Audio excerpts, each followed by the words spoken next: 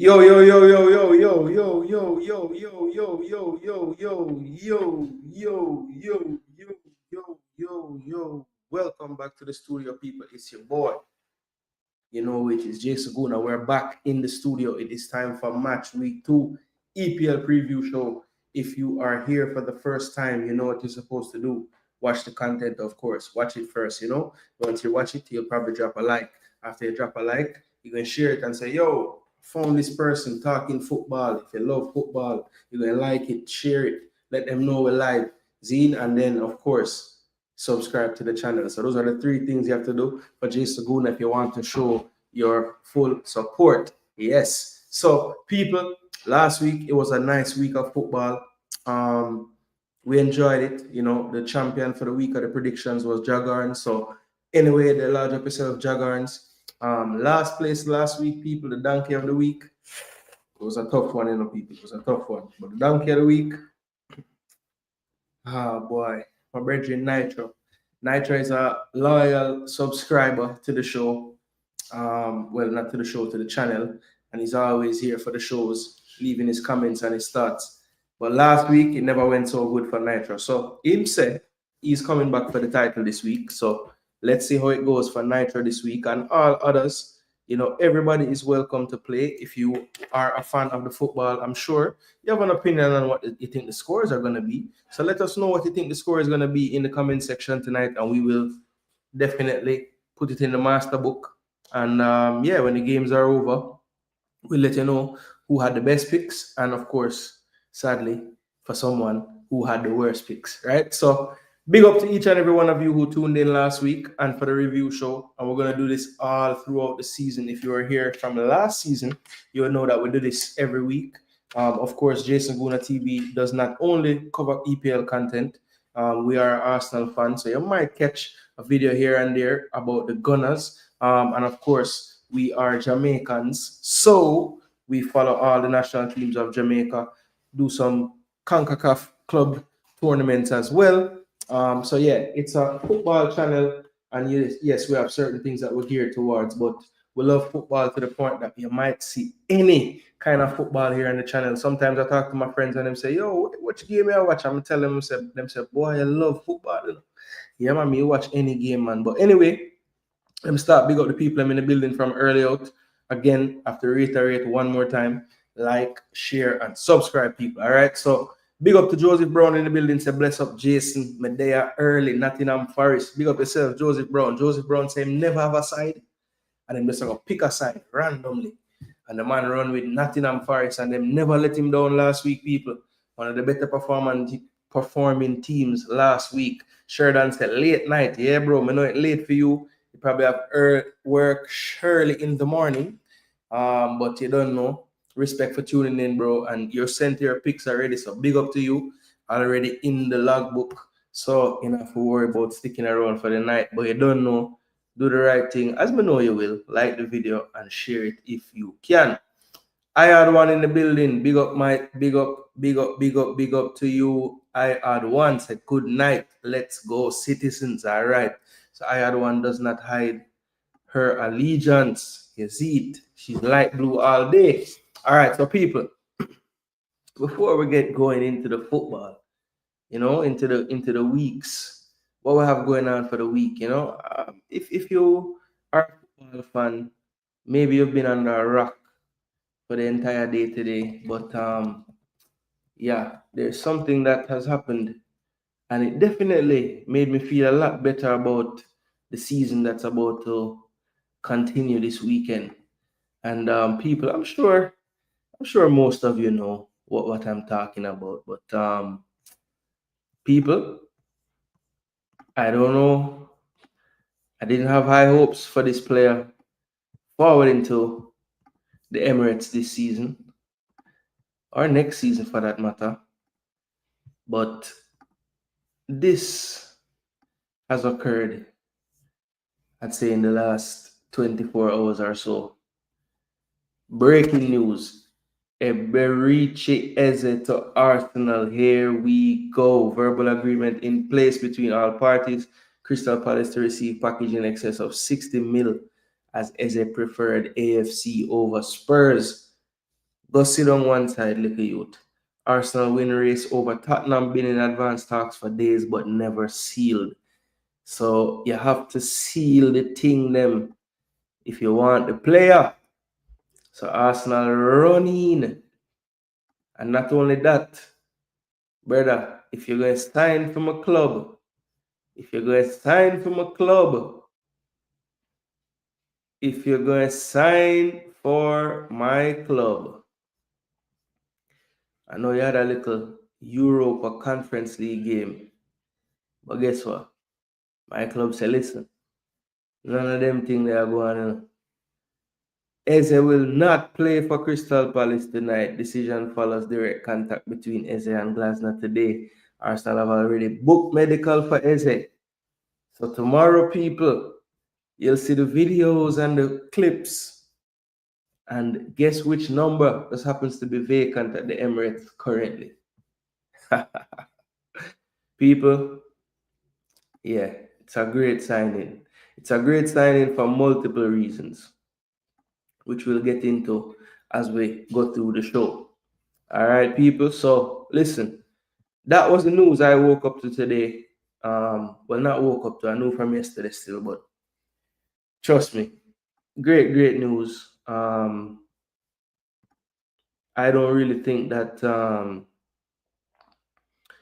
I wasn't really thinking it was gonna happen the way that it did. And I am extremely thankful that we got that move done. You know what I mean? Because I do think that we're missing just a little bit of creativity, just that just another player that can pull something out of nothing. We're gonna face a lot of low blocks this season for the most part. So yeah, we're gonna need those players that can pick the lock. And trust me, Eze is one of those players. Well, go on JG and chat, manners and respect. Big up yourself to Jagarns. But don't big you up already, my G, as the reigning champ. You don't know? Yeah, man. Big up yourself every time. Jagarns. But people, trust me, everybody say Eze. We started out like this, people. And now we're giving you the Eze. The cross, you see it. Man, that makes my adopted team game much easier this weekend. Nottingham, big win over Palace now. What you say? Is it? Yeah, but is it? You don't know the thing though. Jagan said, JG, Emirates not good again with attacking, attractive football. That is the plan. Jagans, that is the plan. But is it? Yeah, man, is it? You don't know. So, people, big signing. The player is an Arsenal fan, people. Those are the players you want playing for you. Arsenal fan.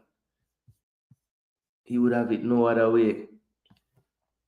But Spurs, I mean, I tell you, any Spurs fans out there, Father Warren, right? As a Spurs fan, this is supposed to make you feel horrible. This is supposed to make you feel horrible. Trust me. Because you had Morgan Gibbs White. As a matter of fact,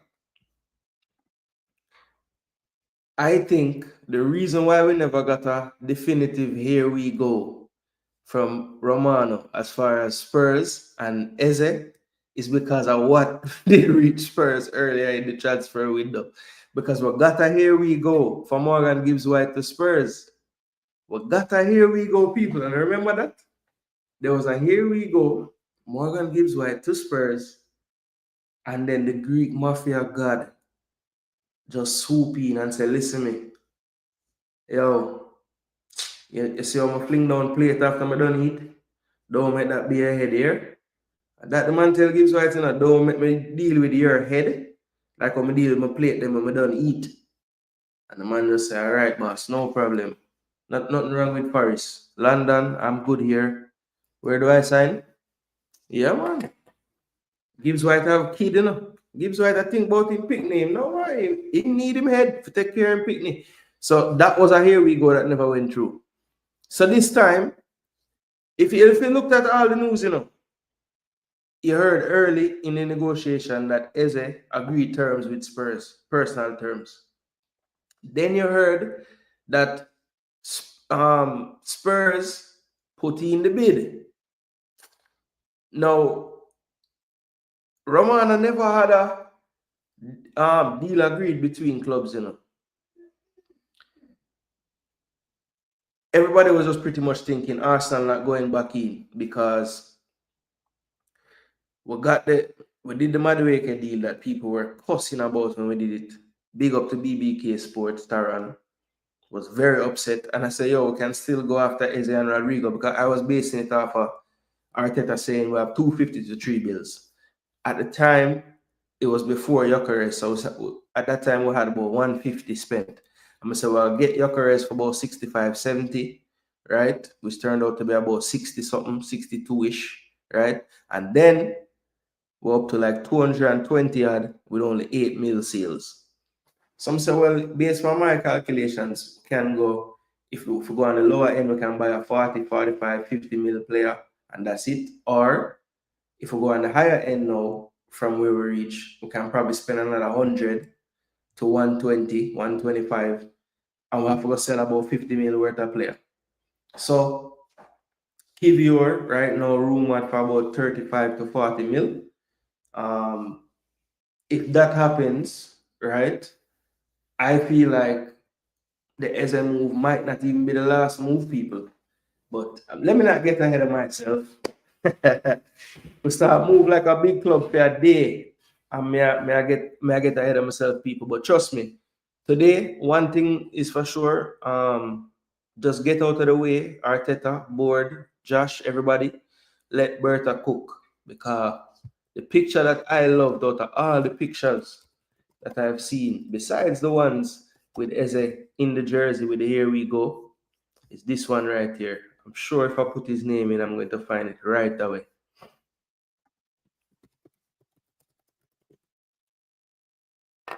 Yep. So this was Arsenal open training, right?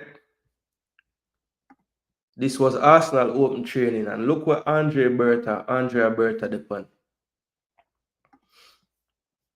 Yeah, the man depend him phone, brother. Him on the phone, and him a look for the next phone. And he probably have 2 more phone in them pocket right, so. Whether the man a cook, he's cooking, let him cook. Let him cook. I'm telling you.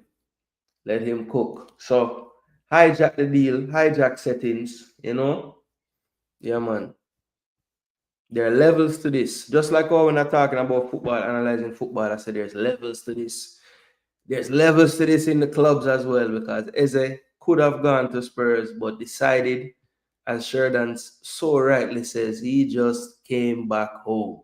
He just came back home. Yo, yo, yo, yo, yo. Big up yourself, BM in the building. Red Skull, Wagwan.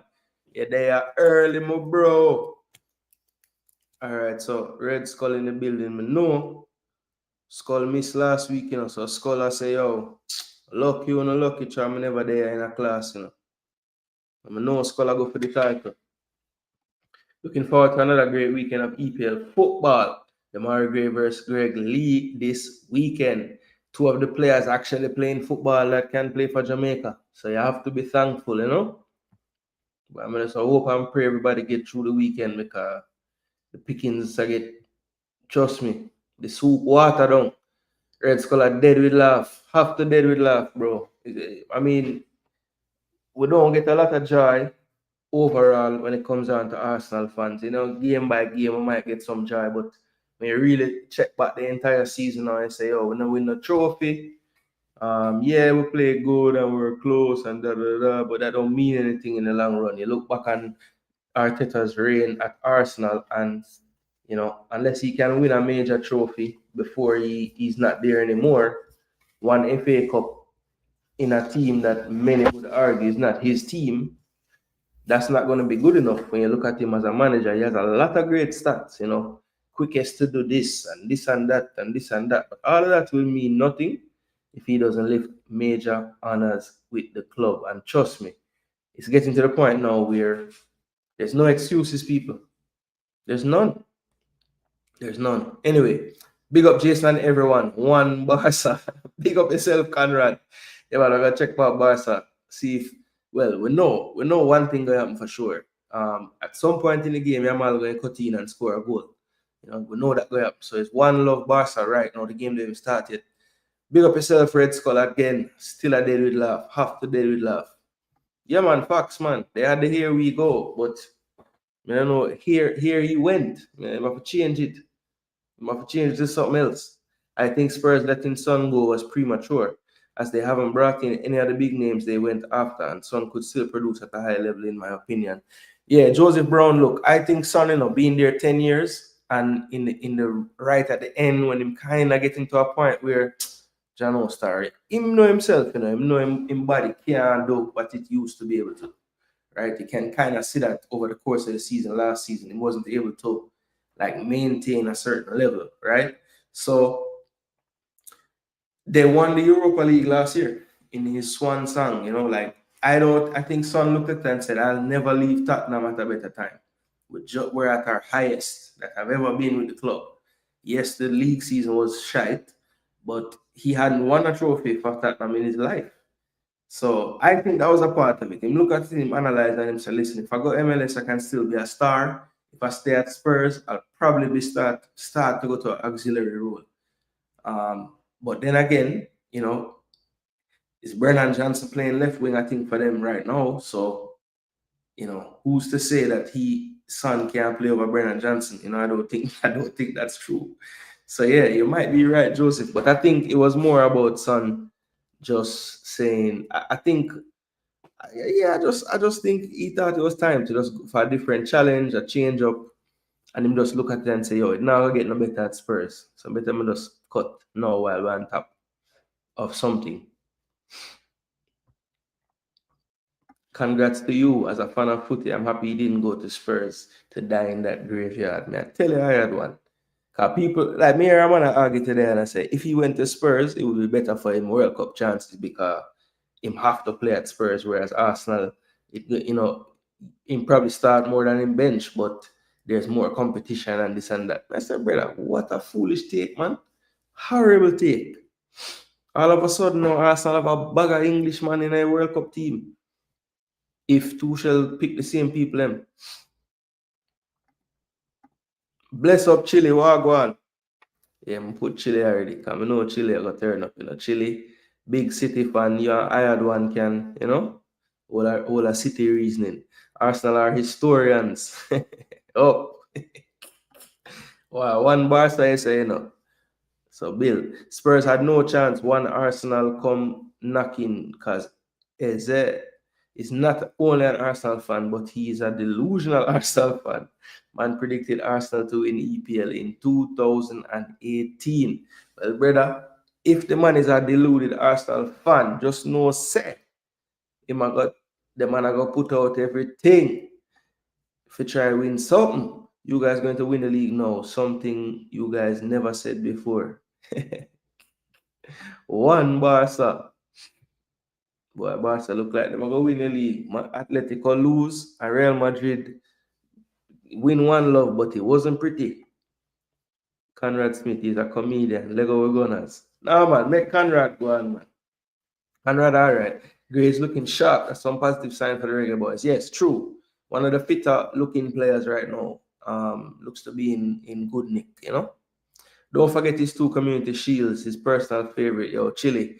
If you are a veteran at the show, so you know last year when the man had that press conference and talk about the community shield and brother. I said, brother, that was like, I think that was really the turning point for me, It wasn't even things that him do on the field, which also would have caused him to be pissed off. But it's some of the things he need to start to say in these press conferences, because one of the things me to rate about him when we first get him was how really me keep it in the press conference then. But then over time, like him I don't know, brother, I want to say some madness. Also, if Norman Campbell and Stewart aren't selected next window, McLaren should be fired immediately. Them is strong words, BM, but I have to actually agree with those 2 players based on the pool and what we know of the pool right now. Yeah, he looks very fit. He chased down a back pass to assist and he running back on defense. Very true, Joseph Brown. Very true. I seen a bulk of the minutes because Birmingham been getting a lot of love on Paramount Plus. Cause them don't show every single game on it, but every weekend, no matter when Birmingham play EFL Cup game, Birmingham is showing. Yeah man, Brady tell them, listen man, don't play my team, No top player want to play for Spurs. Look so. Or Newcastle for that matter. Spurs to go all in for Savina now, I guess. Apparently, Manchester City board is blocking it, bro. Cause I've always thought that Pep said if a player want to leave, him can leave. But it look like they might tell Pep for easy himself. Cause I'm not want to sell Savina, brother. He said they will block any move of Savina. So I don't know.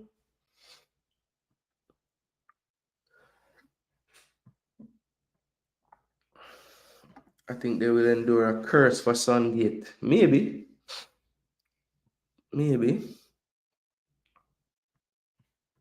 Honestly, I think Arsenal will sign two more players, defender and left winger. Well, I don't know about the defender, but I do think that we'll go back for another attacker and probably one that's like more of a specialist left-sided player. I still feel like Martinelli ain't safe.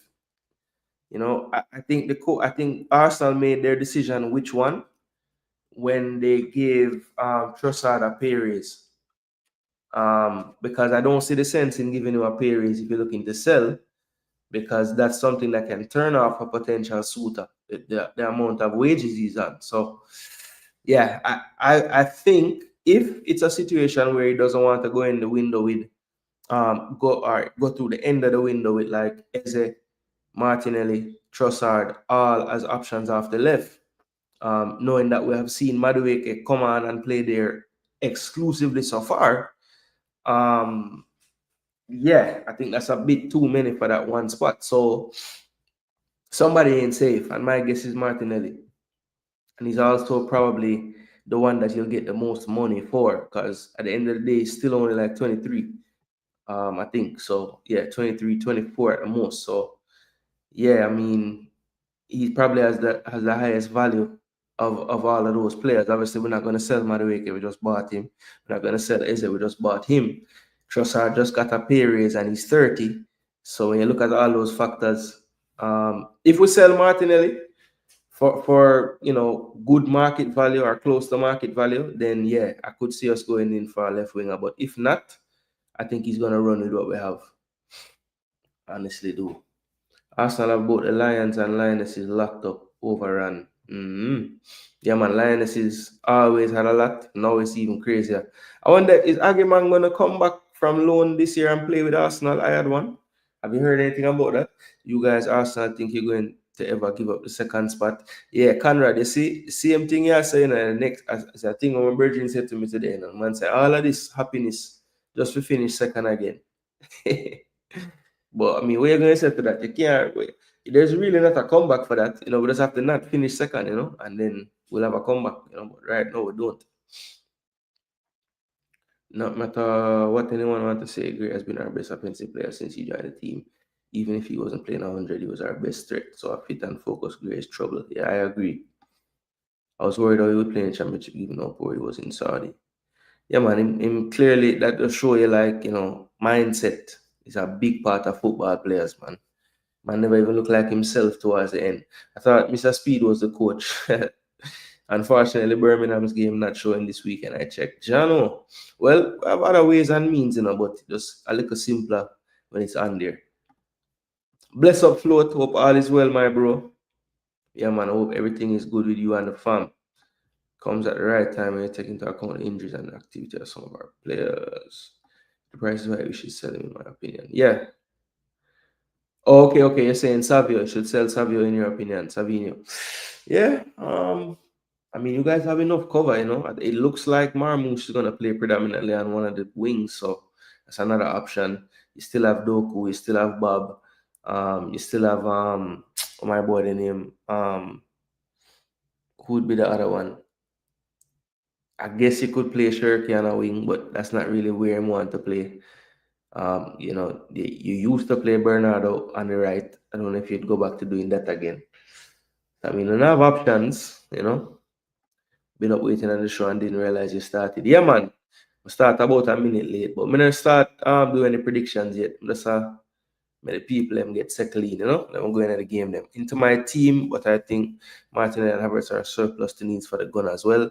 Then make a statue outside of the stadium for Havertz, on crutches. Because them say without the crutches on him is a wooden forward.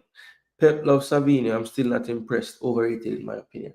I think you see flashes I had one of like unstoppableness, but is holding it together.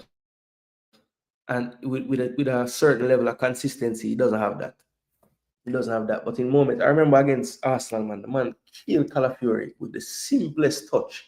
Like him do certain things. I had one of them said, Jono, if you could have just know when to do that, at the right times, I don't think you'd be unplayable. Because he's so fluid with his change of pace, change of direction, all those things. It's like very hard to like pin down and stop. Why Arsenal don't sign Ravel? Jesus still there. He can get cut too. Yeah, Jesus recovering from his injury. That's why I guess that's why he's still there, because he can't sell an injured player. Pep has that rule for everyone, not named Bernardo. For real, man, put on him foot every time. Well, him just convinced. That's what Bernardo said every time. And I spoke to Pep, and I'm convinced I want to stay. Gray's playing like he's trying to give Birmingham consecutive promotions. I love it.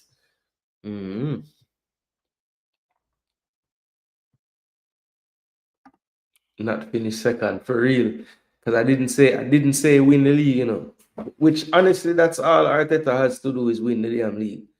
If he doesn't do that, then I think the cranky them gonna say, yo, we spend $1 billion per year, brother. So later, no, Michelle is back with Brighton season long. Arsenal building her for future. London City billionaire trying to buy Mead. Well, I had one. Beth Mead is a legend, but I think her time is up, Can see she ain't the same player, Don't know if you notice it as much as I do, but all these girls are bringing in. If we get Bon Marty over the line and Vicky Lopez, yeah man, Beth Mead, I'm good if she goes. I'll get a nice fee because they're gonna spend a nice money on her because as I said, she's a legendary status, The injuries and the activities very worrying. We might have a squad that unrecognized before no one's prior. Lots of young players, so you get a chance. Okay. His end product is poor. Yeah, I would agree, Red Skull, if that's a Savinho comment. Yeah, but it's just the flashes, bro. Maybe I'm overdoing them like at times. You don't do it consistently enough. And I'm not breaking my neck to say, yeah, we should go after Savinho for the left wing. But I'm saying he's a good player, though. He's a good player. And I feel like if he stays with Pep, he can maybe get more consistent, Both Campbell's, Norman and Tyrese and Mothersill been dealing with a little niggles as well, though. Big up, brother. First time here. We like and sub. Enjoy the chilled vibe. Big up, Gonna for Life 82. Big up yourself. I don't know why. I feel like maybe you watch BBK Sports. I think maybe I've seen you over there. But big up yourself, Gonna for Life, and thanks for the sub and the like. True, his finishing is awful. Yeah, but that's the issue. Sabina inconsistent, so it's even more disappointing. Yeah, it is disappointing. I agree. But I don't know, man. Maybe I'm just too. I don't know. I would like a project like that if I was coaching him. Like I see everything that you would need. It just need a little refinement, I don't think Arteta is winning the league. Yeah, well, that's fine to not think he's going to win the league. I don't think he will either, but I think he has to if he wants to stay with the job, personally. I don't think they're going to let him not win with giving him pretty much almost everything. Like if they get a left wing runner for life, not even if they don't get a left wing, if the squad is what it is right now and they don't win the league, I think he gets sacked. Or he never been to BBK. All right, big up Gunner for Life 82. If 82 is your born year, then yeah, big up. Beth should go and get the guaranteed starts. Fully hope she goes. London City stacking talent. Yeah. I wouldn't say I'd be happy for her to go, but I don't think she's gonna start for us anymore. She stopped starting last year pretty much. So yeah, William, I can't wait to see him playing. I'm a big fan. Yeah, man, Esteval looked good in his short stint on the pitch, very lively, dangerous, but you can see him's a little slight, so the man them just bounce him off the ball a few times, but sometimes them can't catch him for bouncing because he move very, very, very, swiftly and him agile and him very tricky. So sometimes I try to bounce him and his ear them bouncing. I am not convinced to sell unless the price is right because that was his first season. He was still our most productive winger. Exactly, actually. We are they he was like the most way I call it now productive. Yeah, productive. Goals assist wise. So it's kind of mad that like he's the one that everybody's talking about selling. How people for write off Pep and Arteta.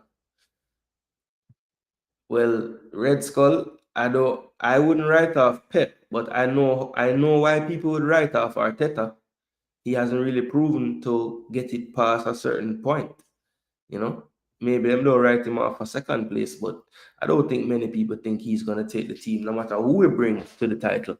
Even Gunners fans, I wanted to see Mothersill test himself at the championship level. Play another season in League One won't make him a better player. Fair. Clueless coach and the egotistical no experience advisor together don't make one. I don't know why my head must start water so. But if Pep can't fix Savinho, who will? Savinho went on his prime Neymar. That's what I'm saying. So if him only been there one season, and you see all this promise, and the best version of him is a prime Neymar, why would you want to get rid of him? No, where else him really feel like him go play for Thomas Frank? Him go improve better more than if he would play with Pep and City? That's mad. North London, born and bred. Big up yourself, my brother. So over London today, all time now, about 4 o'clock, 5 o'clock. I think it's 4 o'clock over there now in the morning. Max Dorman can't wait to see that kid playing, man. I tell you, Max Dorman look like the real deal. I see him mash up Lewis Kelly in a training today. I see a video.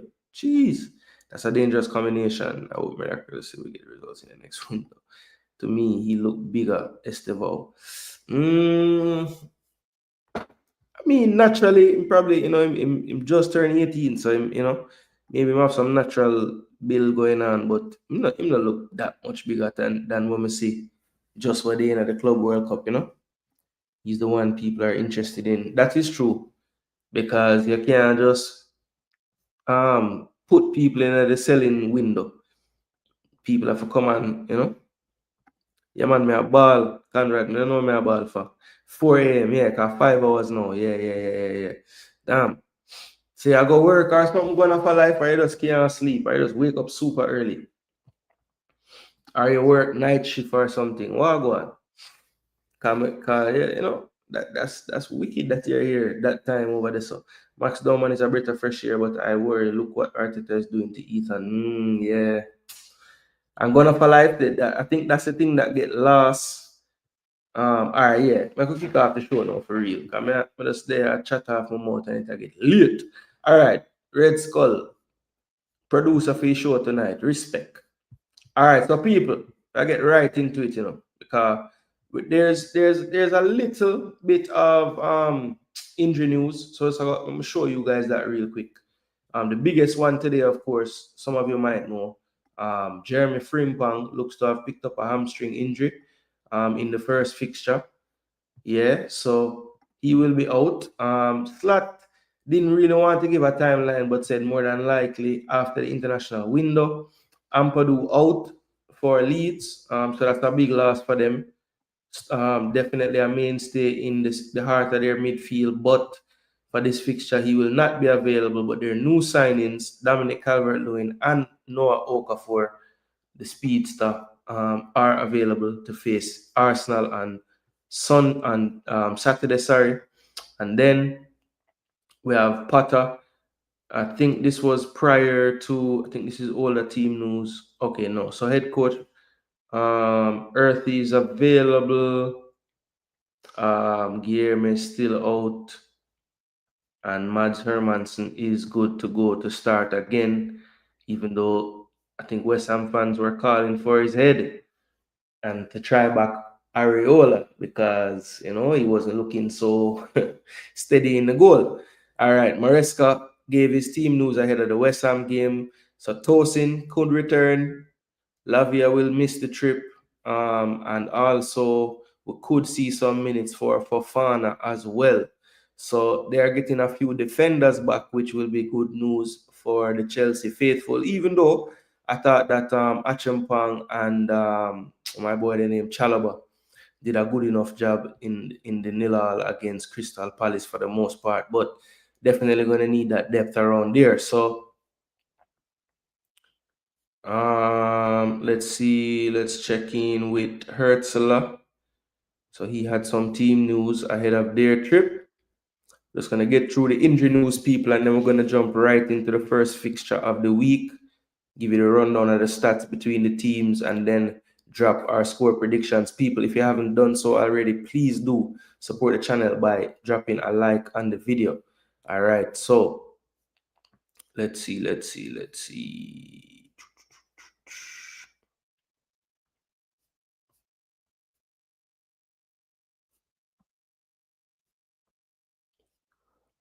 Hinselwood, Webster, Marsh, and Baliba. So Hinselwood will be back. Adam and Solimarsh, Webster and Solimarsh, the only two players out. Carlos Baliba is a positive, he said. They only took him out just because he's just getting back. So he's fit and available as well, because Baliba is a big miss if he can't play. Sunderland take on Burnley in an early relegation 6-pointer. At least that's what you would think. But based on how Sunderland looked in the first game, that's kind of a disrespect, So they have to travel to Burnley this week. And no major news there. I think the Chelsea loanee Guiu is available and fit. So we'll see if he gets a run out.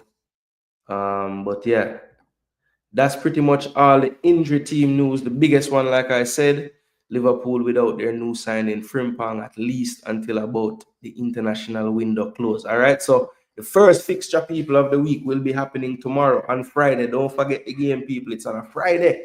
That's why we're here on Thursday night. When the games are starting Saturday, anybody watching, usually you don't know, it's Friday night we do the show. Early in the season, they have the Friday night football over in England. So we have to do the shows on Thursday night. So that's why we're here. But first game, people, West Ham, Chelsea. It's a derby, London derby. It will be at the London Stadium, obviously the stadium of the 2012 Olympic Games, right? So this is the stat breakdown. Obviously, not many stats to go by yet this season, but one thing to note, neither team has scored a goal yet in this Premier League season after the first game. You see the difference in XG. Definitely Chelsea will want to be more clinical. They have almost 2 XG and still don't have a goal. West Ham going to want to at least create a lot more chances, only at 0.56. Losing their first game 3-0 to West Ham, of course, 0-0 draw Chelsea and Crystal Palace. Now, in the Premier League, the history of the Premier League, when these two teams meet, they've played 58 times, Chelsea winning 32, West Ham 16 and 10 draws. Now, these are the last 5 times they have played each other. Chelsea pretty dominant in the last 3, 2-1 win at Stamford Bridge the last time they played back in February.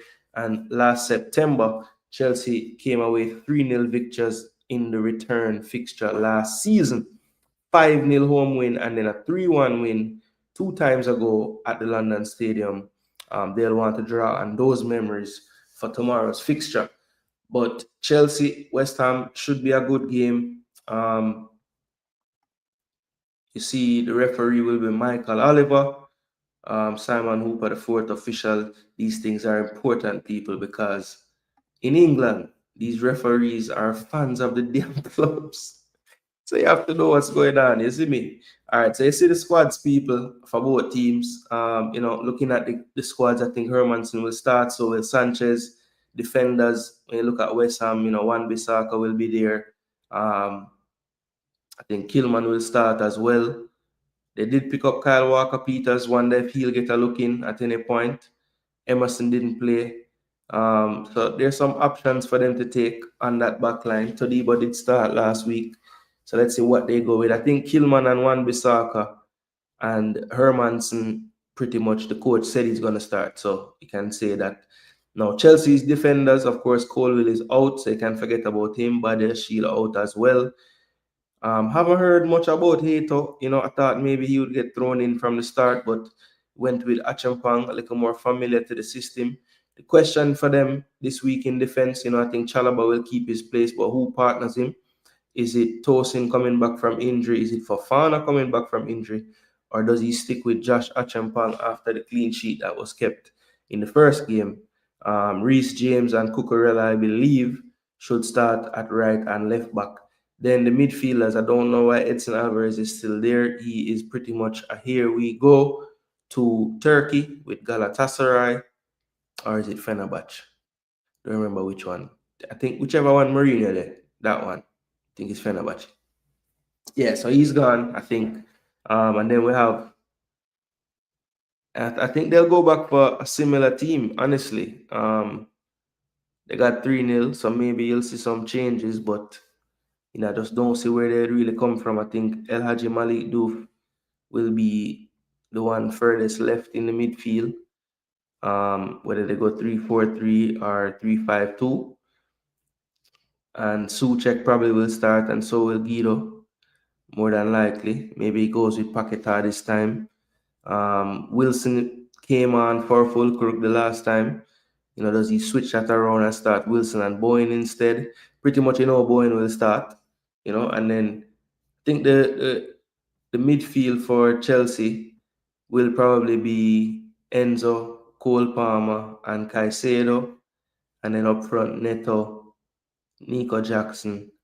And I have a feeling that the coach is going to, I mean, I don't know. Is this the game where you start Estevao away from home? Or do you just play Jamie Gittins again, who I thought was a little bit ineffective in the first game in his minutes? So let's see. That's going to be the interesting one to see. But people, what are your thoughts? Do you think West Ham can pull the upset, or they have no hope? Because trust me, they were one of the more shocking looking teams in the first round. And, I had said that Scott Parker, who got handily beaten as well in the first week, would be the favorite to get the sack first. That performance against Sunderland made me reconsider that a little bit. But for me, people, Chelsea started off the season with a 0-0 draw against Palace. Disappointing for them, I think. And it didn't quite click for them. I thought they would dominate the game a bit more, create more chances. Against this West Ham team that pretty much don't have any confidence right now. I think this game is going to be all about Chelsea finding a way to really put some more doubt in the West Ham team. And I think if Chelsea score in the first 20 minutes, it could get really bad. But if West Ham can stay in the game, create a few chances, get the crowd into it, really and truly, that 3-0 can be a distant memory if they can turn some kind of result in at London Stadium. But guess what, people? All this build up and talk just for me to say Chelsea will win this game. I'm going to say, I was going to say 2-0, but Jared Bowen, him always a score somehow. So I'm going to say 2-1 Chelsea. I wanted to give it like 3-1, 4-1, but I'm not going to go so far. What? The Barca fan a throw score on the board? All right, big up Conrad. Write down your score them, Don't get donkey a week here. Joseph, big up yourself in the building. All right, let me see what I go on. Let me see what I go on.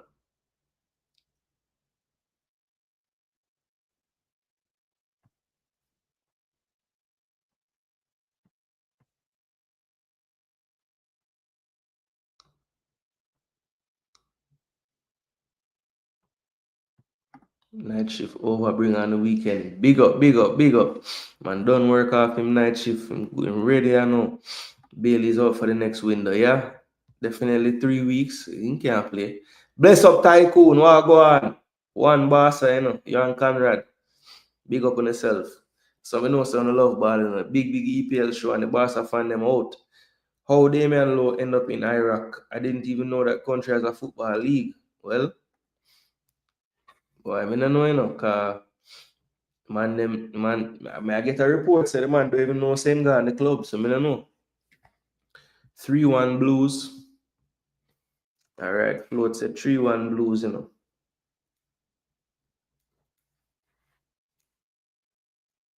I've gone for the 2-1. Chelsea soon sell Lavia.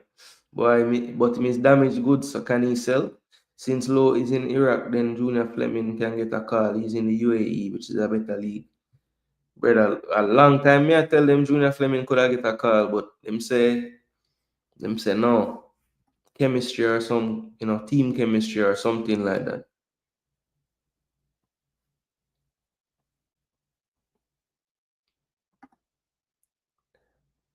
Jamaica in trouble and you guys here talk about EPL. But gang stalking, as some know say you don't really know my channel like that, you know, because from the first time I ever made a video, I always made EPL content as well. So why should I change now? Because Jamaica have game coming up. We still have cover Jamaica, man.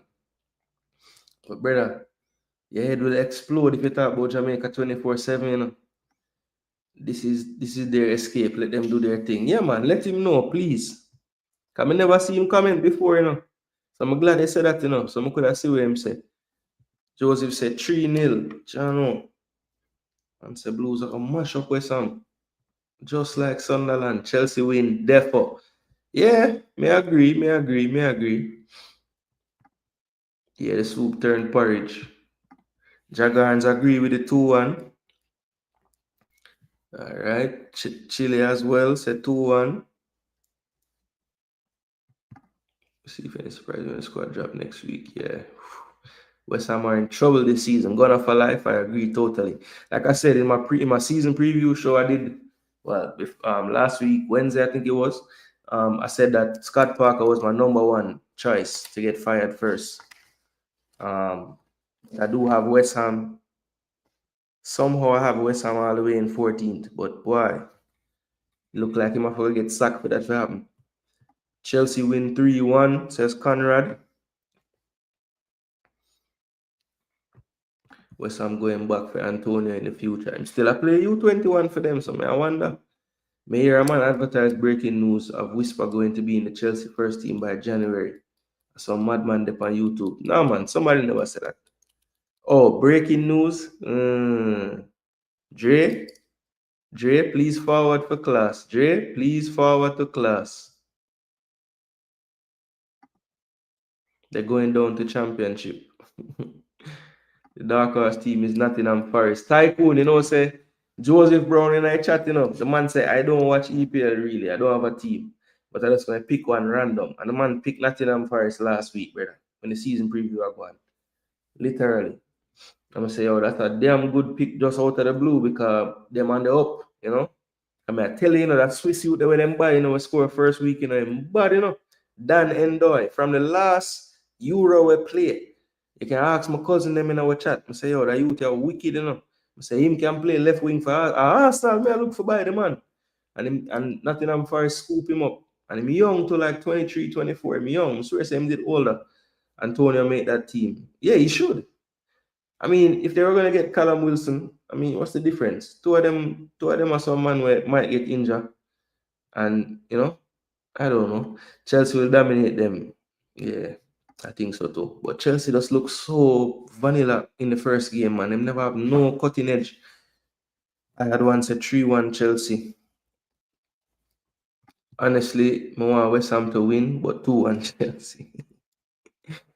Yes, Skull. Me know. Is Pedro injured? No. If I didn't say he was starting, then that was just me not saying his name for some reason.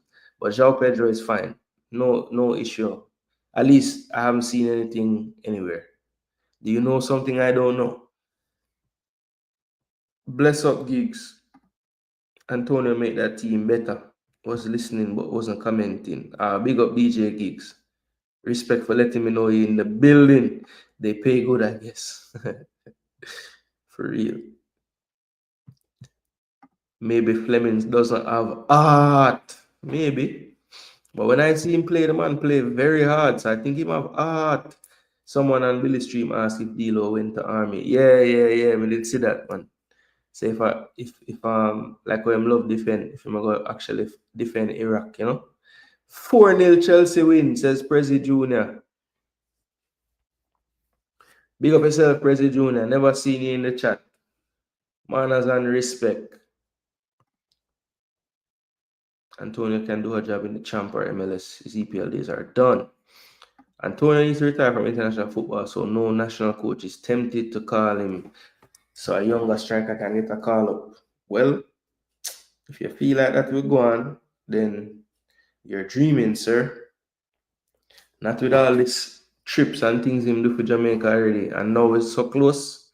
Nah, man, I'm going to tell the coach him can play.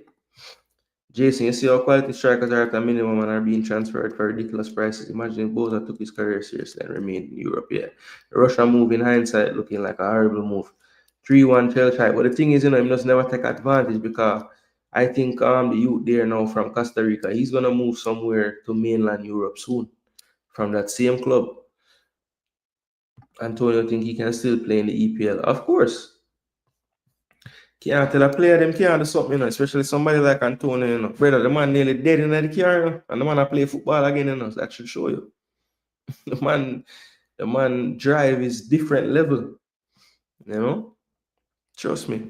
All right, people. The next game, Saturday morning, first fixture of the day, 12:30 kickoff in England, 7:30 on the east coast of the United States where I reside. Manchester City versus Tottenham Hotspur. And people, I'm going to go right to the stats. Not really of the season, because right now, you're not getting so much of the stats of the season. But what we're going to do is look at the previous games, because trust me, some of these games have been really, really good. So 1-0 to City. This game wasn't high scoring, but it was an entertaining game in February. 4-0 Tottenham. This was probably the worst loss that Pep had ever as a City manager at Etihad. Had to be. I don't know if that is an actual stat, but people, it must be the case. 4-0 last season. It was crazy. 2-0, they beat Spurs.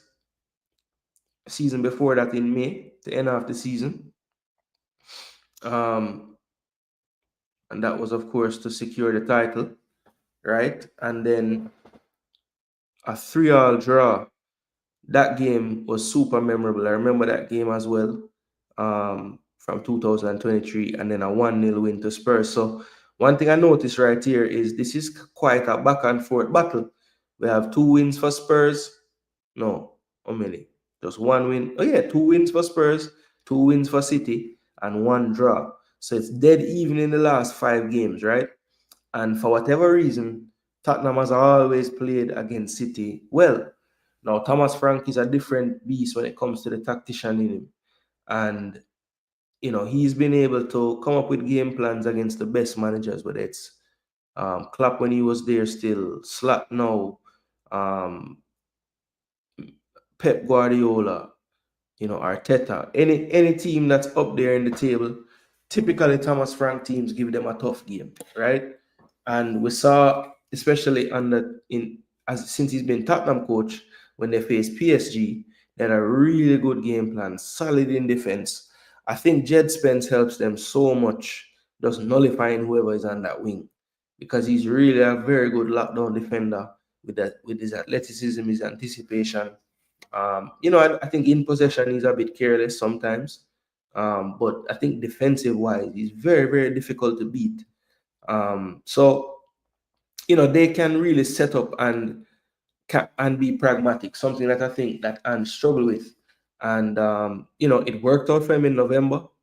That gung-ho, take it at them mentality got them a 4-0 victory at the Etihad. But at the same time, I think that what Frank is going to bring to the table tomorrow, or Saturday, sorry, is going to definitely put Tottenham in a better position to get something out of the game. And I think, he does have the tools that you need when you're going to play that type of system. I think Kudus playing with another striker is what you'll see tomorrow, or Saturday. I keep saying tomorrow, because when they played PSG, he just switched it to a back three, brought in Danzo to go alongside Van de Ven and Romero. And I kind of think he's probably going to do something similar to get those more defensive coverage. A little more bodies to make sure that they're covering for all the different runs and different situations that City create. You saw Reinders being very, very effective making runs from deep. Sometimes just having that extra body there on the line can help, because what City do so well is they overload the midfield. So when one of those midfielders vacate that area and run beyond Haaland or run beside Haaland on the same vertical, like any vertical run can really kill you, because you try to combat that overload with more midfielders, and then they just at the right time, 1, 2, 3, boom, the guy has made the run and he's in behind. So yeah, I think Tottenham will probably do that, because PSG do very similar things to City in the build-up phase. In the main difference is Haaland doesn't get as involved as, say, Dembele does from the central forward position. But the only difference there is PSG's like try to keep the wingers high and wide. Man City's wingers, depending on who they deploy, because if it's Doku, it's different than if it's Oscar Bob and say, who else could it be? Marmouche. It's not going to be the same type of system. So the main difference is Haaland and Dembele.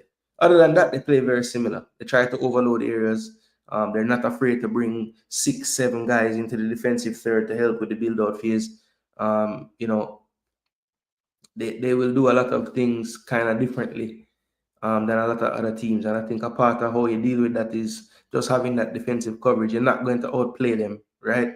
Especially with the midfield right now that Spurs can play with. No James Maddison, no Kulusevski. So those are the two most creative players out of all of these midfielders you see on this list. So, what they can do is just set the team up to soak up some pressure.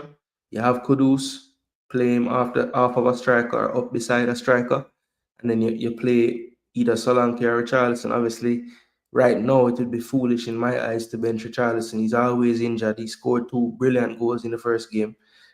So if I was him, I would keep playing him until until he shouldn't play anymore. If he's gonna be producing what he produced in the first game, you might as well use that up now while he's doing it. So yeah, I think he gets back to start. Reinders, I think there's no way you can drop him. Shirk is going to be interesting if he gets the start this time, because he did come on and score late. Or does he stick with the tried and trusted, Prem proven Bernardo Silva in that midfield as well. Nico Gonzalez got the start last game in that deeper role. Going to be interesting to see if he keeps that. He was kind of not being used so much in that preseason, and I was kind of wondering what the issue was with him. It was good to see Nico O'Reilly come on and actually get to play midfield, because that is what I knew him as in the youth setup, but he broke into the team as a left back. And it was good to see that, since Aït-Nouri got there, he's not necessarily the backup for Aït-Nouri. He's just another midfield option, which is good to see. So this game, I think, should be a decent spectacle, mainly because I think, Tottenham are going to provide a threat on the counter. And I think if you look at City's setup and how they play, they really leave Diaz and Stones exposed at times. Vardiel should be fit enough to play, so he might return. But it's not like he's going to give you any more coverage when it's just the two of them back there, Ruben Diaz and Vardiel. So, in a weird way, I kind of like Tottenham chances to at least, put some goals on the board, because, I've just seen evidence of them doing it to a team that plays similarly to Man City, and that's PSG the other day. So they have the game plan and the blueprint is about execution tomorrow or Saturday. So I would like to think that Frank is drilling it into them right now. Another thing that Frank has brought to Tottenham early on, it's so noticeable. The long throws, the corners, the set pieces being more effective, more dangerous. Man City is not the greatest at taking care of those situations. So I just don't know, man. I feel like this game gonna be closer than people think. Um, Tottenham is, I think, up for it. Obviously the fans are a bit down, but this could galvanize the players. Oh, fine, we didn't get Eze. We can sit here and sulk about it and cry, or we can go there and do something about it. So if they have that mindset, I think they will do something. But I do think that Man City will do more than they will. So I think Man City wins this game 2-1. Yeah, going with a 2-1 for City. All right, Chelsea. Yeah, he's on TNT Sports, but he told his co-commentator that, she was like, yeah, so excited to be working with you. Hopefully we'll get more opportunities to work together. He said he wouldn't bet on it because he has offers from here, there, and everywhere. So, yeah, World Cup is too near one Antonio. Exactly. When I say Antonio can do a job in the championship or MLS, I mean 10 goals or less for the season. 2-1 City says float management. All right, agree with me. Conrad say Man City 2. And how much for the next side? None? All right. 4-1 says Joseph. Man said them, I'm going to clot them. Pep coming to prove a point. He's coming to wreck people. Those of us who watch and understand football know that's wishful thinking. Reality will eventually set in for Antonio. City win. I can't see Tottenham winning. City are favorites to win the league, in my opinion. All right, so gonna for life said to hell with Liverpool or Arsenal for that matter. City is the favorites. All right, that's not a bad take. City have a really good team. Just don't know about them defense. Gonna for life. I'm going to be honest with you. And we've seen teams try to just win leagues like scoring more than everybody. I think that's a lot harder to do than having a solid defense. Yeah, man. Me just put the 0 because my figure. You never put it, so almost 0. Early season game versus Spurs normally equals we ain't winning. Yeah, Chile. Part of me want to say 2-all, man. But I give you the dirty stinking win, man. I might that. Yo, you see any of this match draw 2-2 Chile, I remember the same convo. Because I was thinking it. I'm saying, you know what? Yeah, Spurs is a turn for Uno, for sure. For sure. No question about it. I wouldn't go as far to say bogey team, but every time when I play them is a madness. Something go wrong for Uno. But he made that team better, I think.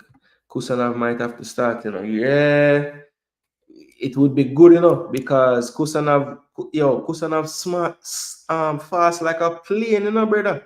We never realized the man so fast. Yo, the reindeers, brother, they bad. Like his game. Yeah, man. Remember, say me is a Dutch national team fan. Reggae boys and Netherlands, me say, in an international, and years now me I take him in and always watch Milan game because him play for them. And last 2 seasons he's been class. People going to call back for Antonio soon. Yeah, man, top player, man, wicked player. If you're a striker, especially in a top league, alright, and still a top boy, Antonio Star, Jano. As long as the midfield contains Nico Gonzalez and Reinders, yeah. If him don't start Nico Gonzalez, brother, him just don't like Nico Gonzalez. Not sure if you're Teta in or out. Big up chat. Rich 99, right now, brother, because I know they're not going to fire Arteta, I'm not going to say, oh, Arteta out. It don't make no sense. I want Arteta to do well. I want to win the damn league. But I will say this, Rich. If Arteta doesn't win this league and doesn't win the Champions League, or one of the other, then he has to go. He could win the FA Cup and the Carabao Cup. I would still fire him, I swear. Yeah, because what can he say now? He can't say anything. But he do it, so okay. I would love for your prediction to be right and mine wrong. We're gonna see Chile. The game must play. We're gonna see. Channel. But I just know in the review show, bro, when we reach a game and we talk about it, I'm gonna remember the same convo. Me put 2-1 and you put 2-2. I've said City win the league. We still need left back, left wing, and no backup for Gyökeres. I've been saying we need a left back desperately.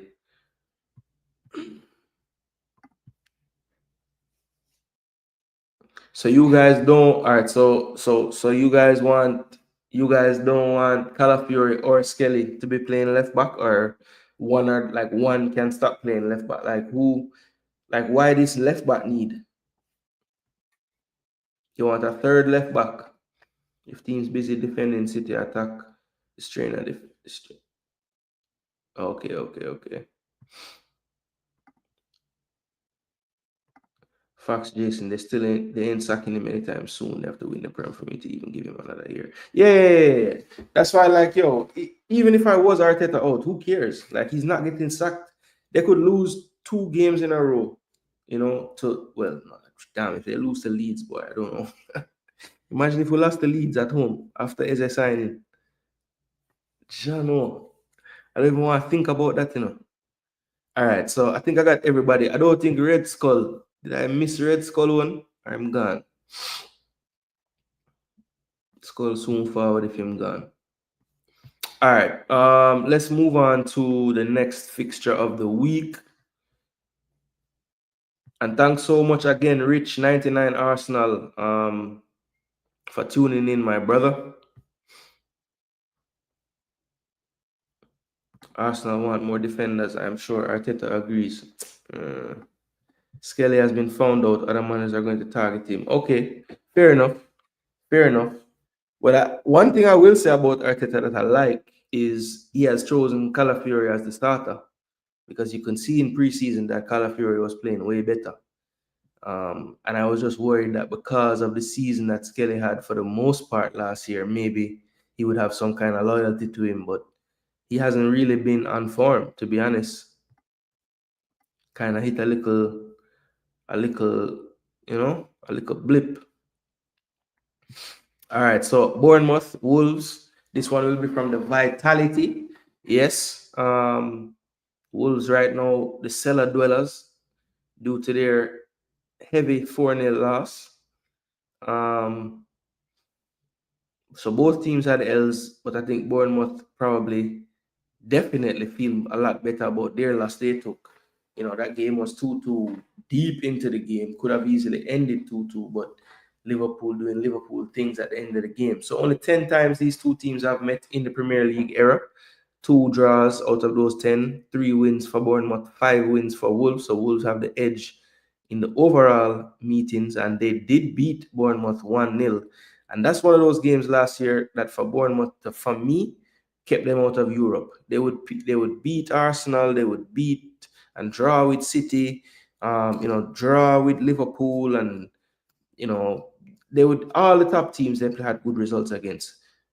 The relegation teams, the Wolves, these teams, they would struggle with those teams. And I think that's what really prevented them from getting into Europe last season. Those games, not being able to put them away against, those winnable games, as you call them, right?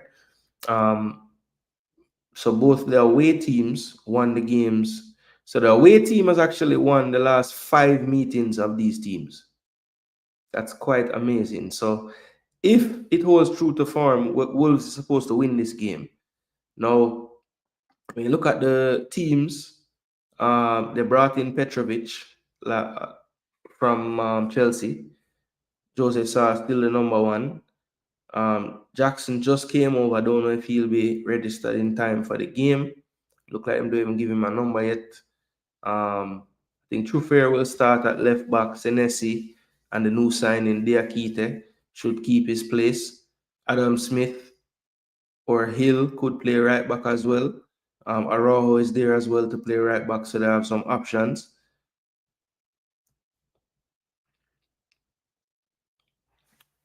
Agbadu should play. Doherty will probably play. I think Bueno started last week. No, Totti Gomez will play. Hova should play like right wing back probably. And then over on the left side could be new signing Wolf. They could go with Gomez as well. Midfield now. Tyler Adams had a good game. Billing didn't play, I don't think, or he came on. Alex Scott got the start. So they have some options. I think Andre and Gomez, hopefully John Arias is ready to go for them because he will add something to the team. Strand Larson should keep his place up front. Semenyo, can he do what he did last week? Score a brace, all you FPL people out there. My idiot self never have him for some reason, even though I had him in every fantasy team last year. I only had him in one out of my 3 draft teams, and I never had him in my FPL team somehow. Evan Nielsen, can he get his season going this week? That's the question. Thomas Bramall, the ref. All right, Mr. Bramall, don't mess up the game. So, people, let me know. Bournemouth versus Wolves, 16th versus 20th right now. Who will be moving up the table this week? I happen to think that I like Bournemouth slightly in this one, but again, does history matter? The last 5 times these two teams play, the away team damn win. Will that occur again? Chaja. I wish I never knew that, because I would have just easily said Bournemouth, you know. What about a draw? Last 5 fixtures also had a result every time. All right. We are going to break the trend. I'm going to break the trend. I'm going to say 2-1. 2-1 Bournemouth. Nick said 2-1 for the City game. All right. Calafiori is terrible at defending. Really? Terrible? My God. That's a strong word, man. I don't know about him being terrible at defending. Skelly has been found out. Yeah, I read that already. Maslow Skelly will be brilliant in midfield. We need Ezra to take Odegaard place. Agree totally with that, Rich. And Rice has to be our captain. Odegaard is the weakest captain I've seen in football. Yo, the man tried last week. I see my who did I cuss? I see my cuss Cunha, and I was thinking, yo, somebody got in his head. I was like, be more vocal out there. I like this prediction. I had one 2-2. I was thinking draw, you know, man. Another game where I'm gonna look back and say, why am I never just do what my instinct did I say? 2-1 Bournemouth. Yo, Jaguars, how we have pick the same every game, so something wrong. I mean, he basically plays midfield because, I mean, how much time does our left back spend playing left back? The man just literally goes to number 6 beside the number 6 double pivot, you know, and Rice push. Bournemouth win. Wolves are looking shaky. Yeah. Yeah, so I went for them. Wolves just looking shaky. Yeah, Wolves, listen, Wolves did, that is true. Early in that game, if Monetsi could have timed his damn run, the man them were free as a bird. Cherries 3-2 said Chile. Yeah, it is a fair point. It is. Clivert having an injury. They're hoping he can be back, but I think this week is too soon again. Wolves lost some good players. Yeah, they did. If Calafiori is good, how come Skelly got in front of him last season? If Calafiori is good, well, remember Calafiori only got left behind because of injury, you know. I mean, the reason why we even know Miles Lewis Skelly plays left back is because Zinchenko and Calafiori were injured. So his buck is stumble. Arteta stumbled upon this guy, you know. Don't let people fool you. The man had him in training as a CM, and the man said, "Oh, we have issues." I think he thought and said, "Listen, I invert this position anyway. This kid has the skills to play the inverted part. If we can coach up his left back defending, then we can try him there." And they tried him there, and he was doing good. Bournemouth looked like a better team than Wolves based on the last part of the game. I saw the last part against City recently. Yeah, so Wolves' best spell of that game, DJ Giggs, was the first 25 minutes or 20 minutes. So if you saw the end of the game when it was already like looking the way it was, then I understand. Pristine in the building. Wow, go on. Good to see you. One of our members missed you last week. We reached game 3 so far. West Ham, Chelsea, Man City, Tottenham, Bournemouth, Wolves is what we're doing right now. Yep, Skelly is a CM for sure. Remember watching the documentary about that road to the FA Cup Youth Final, and Skelly was on that team as like a 16-year-old. or he might have even been 15 at the time. Jack Wilshere was coaching them. 3-1 Cherries.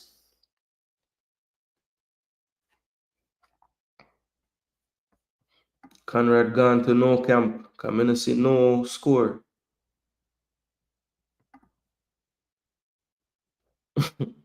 Him too busy at troll. Man, too busy trolling, you know? All right, people. So that is Bournemouth Wolves. Let's get right back into the next fixture. Brentford Aston Villa, people. Brentford Aston Villa.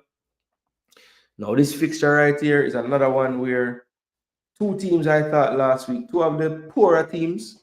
You know, when you look at Aston Villa playing at home to Newcastle, yes, a tough team, but they had their own question marks. You know, Anthony Gordon through the middle, the striker holding out, waiting for Liverpool's call. Aston Villa, though, a club also in turmoil, you know, pretty much on game day, selling Jacob Ramsey. You know, Bailey goes on loan. You know, they have rumors today that Morgan Rogers being looked at by clubs. Ali Watkins was rumored to be leaving at many points in the offseason as well. So there's a lot of uncertainty surrounding Aston Villa, and I think it really seeped into their first performance of the season. And I don't see any signs of that changing. Now, I guess the good thing for Aston Villa and their fans is they're going to the GTEC Stadium to another team that's very uncertain. Now, I will say this. They have made some more moves. I think they got Dango Otara from Bournemouth. I think about 42 million they would have paid. Let's see, is he listed yet? Yes, so there he is, Dango Otara. So he's in the mix, listed as a forward, but we know he can play, one of those wider roles as well. Igor Thiago got off the mark with a penalty, so that was probably the one silver lining for the game for the for this Brentford team. Kelleher was fit enough to play. Didn't cover himself in glory in that first game. But he'll have another crack at it, his first appearance in front of his home fans. Emi Martinez is back from serving his suspension. Bizot did excellent in the first game. I wonder if Unai Emery even considers just sticking with Bizot just because he played so well. I doubt it. I think Emi Martinez will be back in between the sticks. Kanza, of course, is suspended for this one, so there will be some shuffling on that back line. Pau Torres and Tyrone Mings, probably the next best centre backs, but they are both left-footed. So wonder if Emery has any issues with going with two left-footed players on the back line in the centre back area.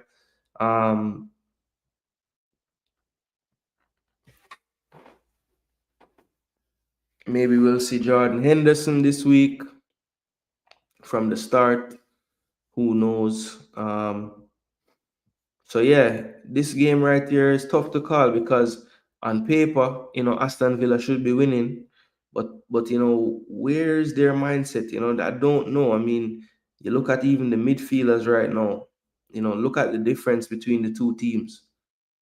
I mean, it looks crazy. It's like half the page of what Brentford have in the midfield. Even the forwards, slightly more, and maybe that's why Rogers could be a midfielder. Ealing could be a midfielder as well. So yeah, they could move around the positions a bit, but it does seem like Aston Villa is a bit light for sure. But yeah, look, does the little more quality that Aston Villa will have kind of make the difference, or is what we saw in the first game kind of symptomatic of what we're going to see? Definitely until the transfer window is over and they've sorted out everything for the team. One of the lowest XGs for the whole entire weekend, 0.2. So, how can I look at that and say, yeah, man, Aston Villa are going to go to Brentford and turn them over? I mean, it's possible. It's possible, but I just didn't see what was going to happen. They got a big 1-0 result last March. So Villa pretty much unbeaten in the last 5 against Brentford, 2 draws and 3 wins. They've only played 8 times, 4 wins for Villa, 1 for Brentford, and 3 draws. So Villa have a very good record against this team. even though the statistical data would suggest that Brentford, should pose a threat. They had the better XG last week. Yes, they're playing different opponents, we know, but it's a decent enough gauge of whether they can create chances or not.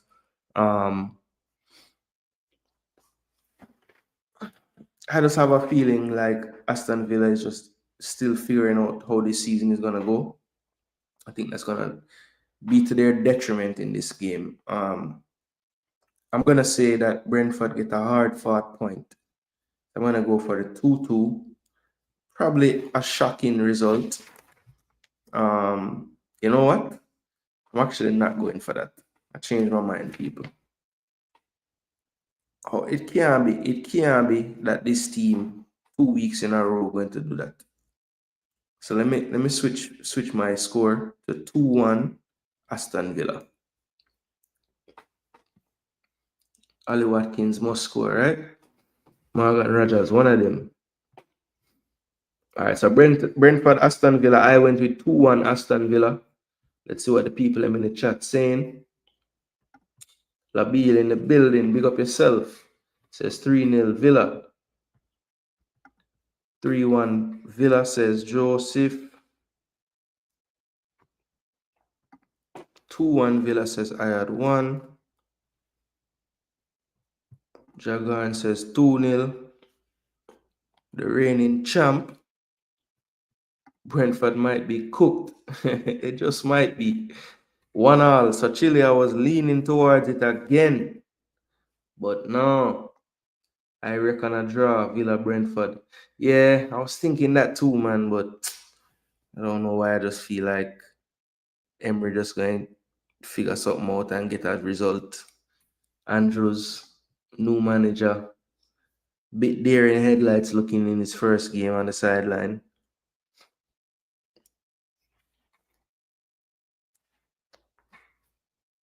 Who this 3-1 Villa float.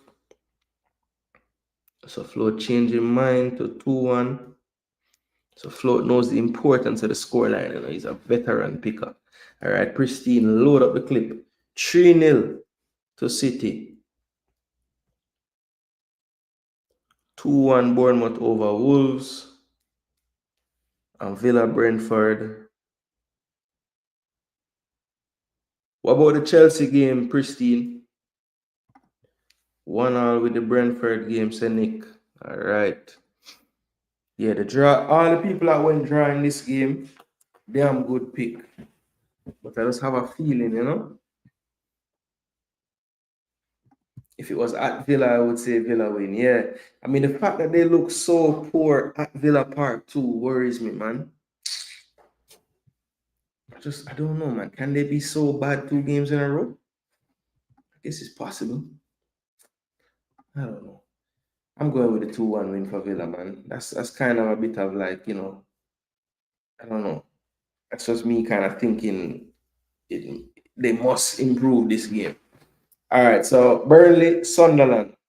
So it should be a relegation 6-pointer, but look at Sunderland's league position. They're in second.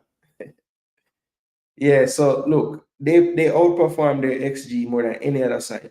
So they were only 0.75 and scored 3 goals. So is that something that will continue is the question, right? Can they do that on a consistent basis? I don't think that's really possible. So this fixture has actually happened 6 times and it's dead even. 2 wins for Sunderland, 2 wins for Burnley, and 2 draws. They played in 2017 the last time, the 16-17 season. Burnley got the better of them in that season with 1 win and a draw. The season before that, or actually 14-15 season, it was flipped. Sunderland 1-1 and a draw. So very, very even in this lifetime series. Team news for both teams. Dubravka came over, very good signing. He'll be in the goal. Roofs came over from Germany. He'll be in the goal. Not from Germany, from Netherlands. Sorry. Kyle Walker had a debut to forget. Getting what they got 3-0 from Spurs. Alderete had an assist in his first game for the club. Renildo had a decent game at left back as well. They got Nordi Mukiele too. Damn, we got a lot of players, yo. The way of Sunderland moving this market remind me of Nottingham Forest when they came up. And they must have like 1,000 players. Burnley was not quite as active, but they did make a few moves, bringing players back that they had on loan, last season that helped them get here. And they have quite a few options. Marcus Edwards, hopefully he can get fit, so he can play. But they have some decent players, And Sunderland did a good job bringing in Adingra. Wasn't that influential first game, but he will always provide something. Isidore came off the bench, got a goal off the bench for them, and Mayenda scored their starting striker. So everybody put in some work. Talby had a good game as well. And Gio yet to feature. Surely he must get a game at some point. So people, what you guys think? Does Sunderland's incredible start continue? Or does Burnley get the job done at Turf Moor? Look, I think if they played that game against West Ham again, I don't think they win 3-0 again for 10 more times they play them. So I didn't get carried away. A lot of FPL people I know, first week, you just change out everything. I made one transfer. That was it. Even in my draft leagues, I don't think I even hit the waivers at all. I'm going to stick by my guns. There's a reason I drafted what I drafted, and I'm not going to panic. And I did okay this week. I don't need to do anything crazy right now. I can just buy my time and save my chips up and do my thing. So Burnley, Sunderland, that 3-0, they scored more than they should have. Terrible goalkeeping for one of the goals as well in that Sunderland game by Hermans. Burnley was the stingiest team in the championship last year. They're playing a championship team at home. I'm going to trust that they continue that stinginess. Sunderland 0, Burnley 1. They hold 1-0. Killer Burnley win. But now I get carried away by Sunderland just yet. Chelsea 3-1. All right, pristine. You caught up pristine. Sunderland in Arsenal spot right now. Them just a hold it warm for it. Sunderland are high. I see them winning. Sunderland 1, Burnley 0. Actually, you know what? Nobody now scored. 0-0. 0-0, me say. Burnley now win the damn game so early. 3-0 Sunderland. Jano. Is anyhow Sunderland back them up, I see? I just don't think them going to do it. Chile said 2-1. It's a decent shot. 4-0 Sunderland. So people are like, Parker going to get sacked in the morning. Sunderland just look like a well-oiled machine. Burnley, in my opinion, will get relegated. Yeah, I agree. Well, Sunderland is the team that I had staying up, out of the championship, So, yeah. 2-0 Sunderland's afloat. Well, one thing's for sure. If my draw pick work out, I'll definitely gain some ground on the field. Pristine going with the draw as well. They call that differential in fantasy. 1-0 Sunderland. Hot Bob Marley. They say give them the slight edge. All right. Float say 2-0 Sunderland. Mark that already. So that's Nick and Conrad been gone and New Camp and Red Skull. Red Skull gone. Red Skull dropout people. So Burnley, Sunderland people. Now on to the 12:30 fixture, the 5:30 kickoff in London. I think the stadium will be lit after the news. We forget all about the poor Man U performance, So we have the goodwill, we have the fans in a good spirit. and we get Leeds at home match week 2. Now, no disrespect, because Leeds, for like a 30, 40, 30, 35 minute spell in that first half, to me, they look like the strongest team that came up in that little spell. Now, the second half was shocking from both teams in that Leeds Everton game. Everton had a little spell where they looked better, but most of it was shocking. Shocking stuff. But Arsenal and Leeds, very close together, 6th and 7th right now. Both scored 1 goal, conceded none. They had a much higher XG though. And like I said, if you study the XG of that game, the bulk of the second half XG would have been the penalty they got. But most of it would have been the first half. And if you look at open play XG, it was predominantly first half. Both have a clean sheet. Arsenal did not really do much with the XG metric 1.31. Did find that goal, though, the all-important goal.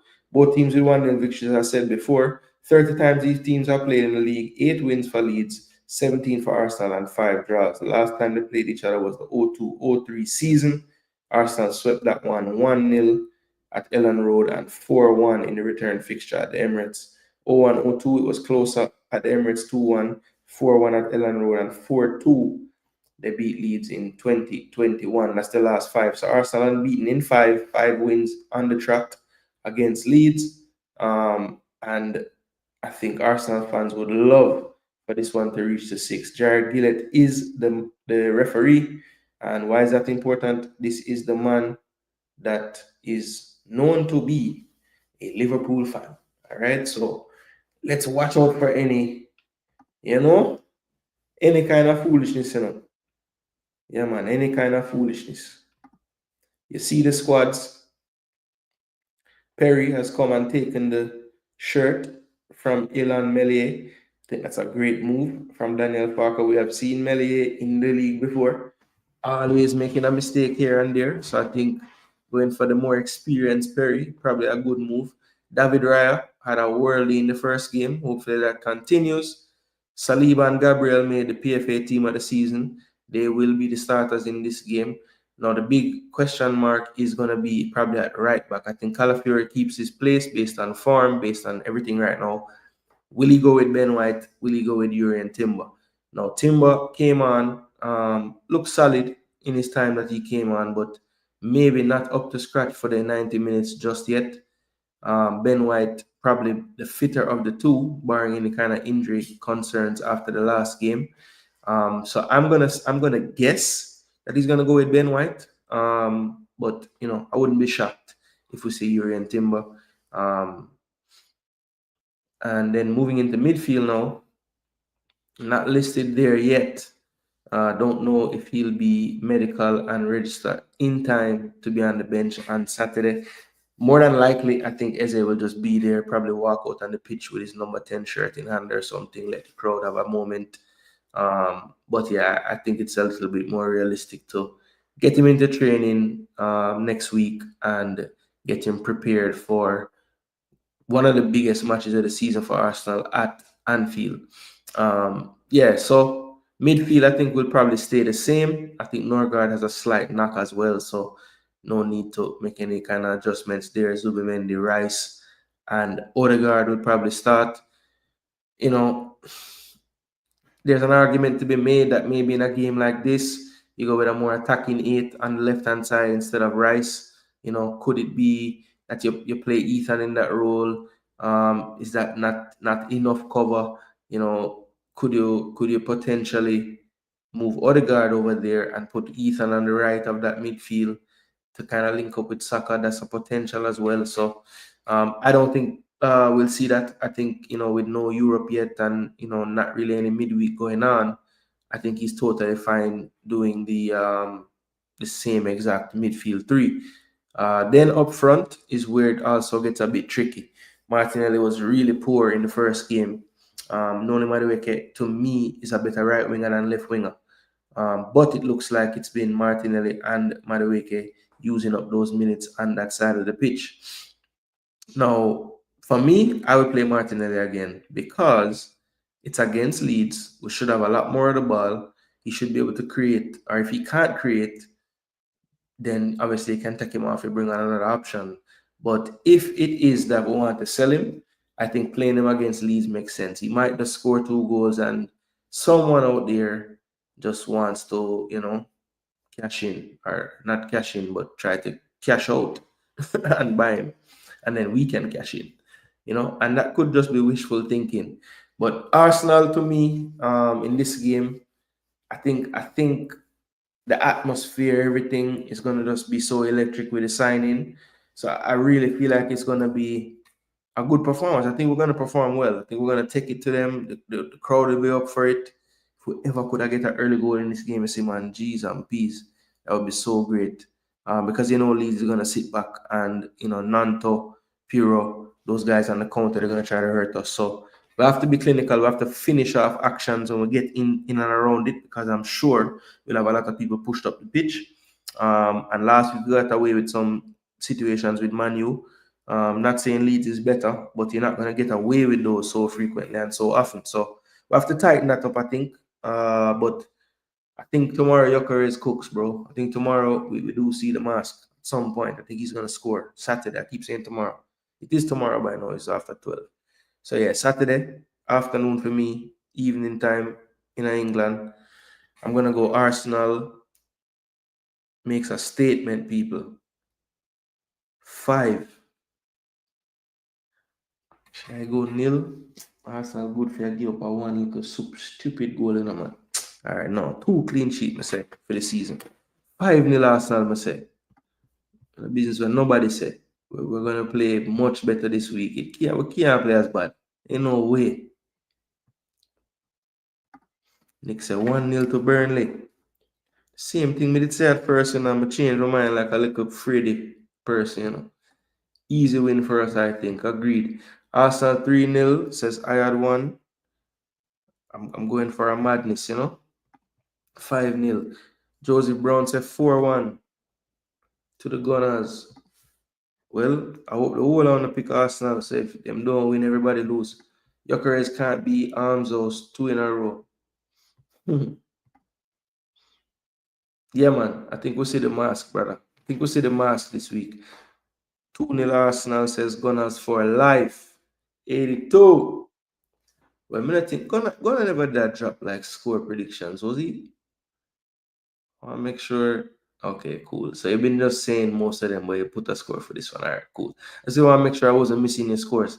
Arsenal 2-1 said Jaguars. Really, I go for him trophy, man. 2-1 Leeds. All right, let me see your real one now. Okay, he's being real. Man says meltdown season, 2nd week. 1 week into it as a sign. Meltdown session. Why? That's why we need to start put a wage upon them something, man. So Nick wouldn't give them food predictions there. It don't matter. Our defense will be too strong for them. Agreed. Leeds at home, can't be dropping points here if looking to win the league. No, we're not drop shite. He's might get 15 minutes if he's eligible. We should start Trossard. He just got a pay rise. Put him to work for real. For real, going up for life. Yo, it's not my damn money, so you can sit down and earn more. I don't give a crap. 2-1 Gunners, says Float. 5, I say youth. I never stutter neither. 5 love youth. 5. Pristine. 3-0. So why them can't drop 5? I don't mind losing if Arsenal loses, to be honest. Yeah, so only Nick will gain a point in differential, but trust me, he'll have a big fat X by that one. I don't know why this man's so bad, man, and sure. Trossard only plays good off the bench anyways. That's so true, Chile. He's way more effective off the bench. I think the only game I can remember him played good and him start was Champions League against Bayern 2 seasons ago. He actually played well in that game from the start. But that, you see how long ago I have to go back? I think the other game where he started and do good was we did have a game where he scored a brace last season, but it was against like one of the relegated teams end of the season. So I can't even count that. It never mean anything.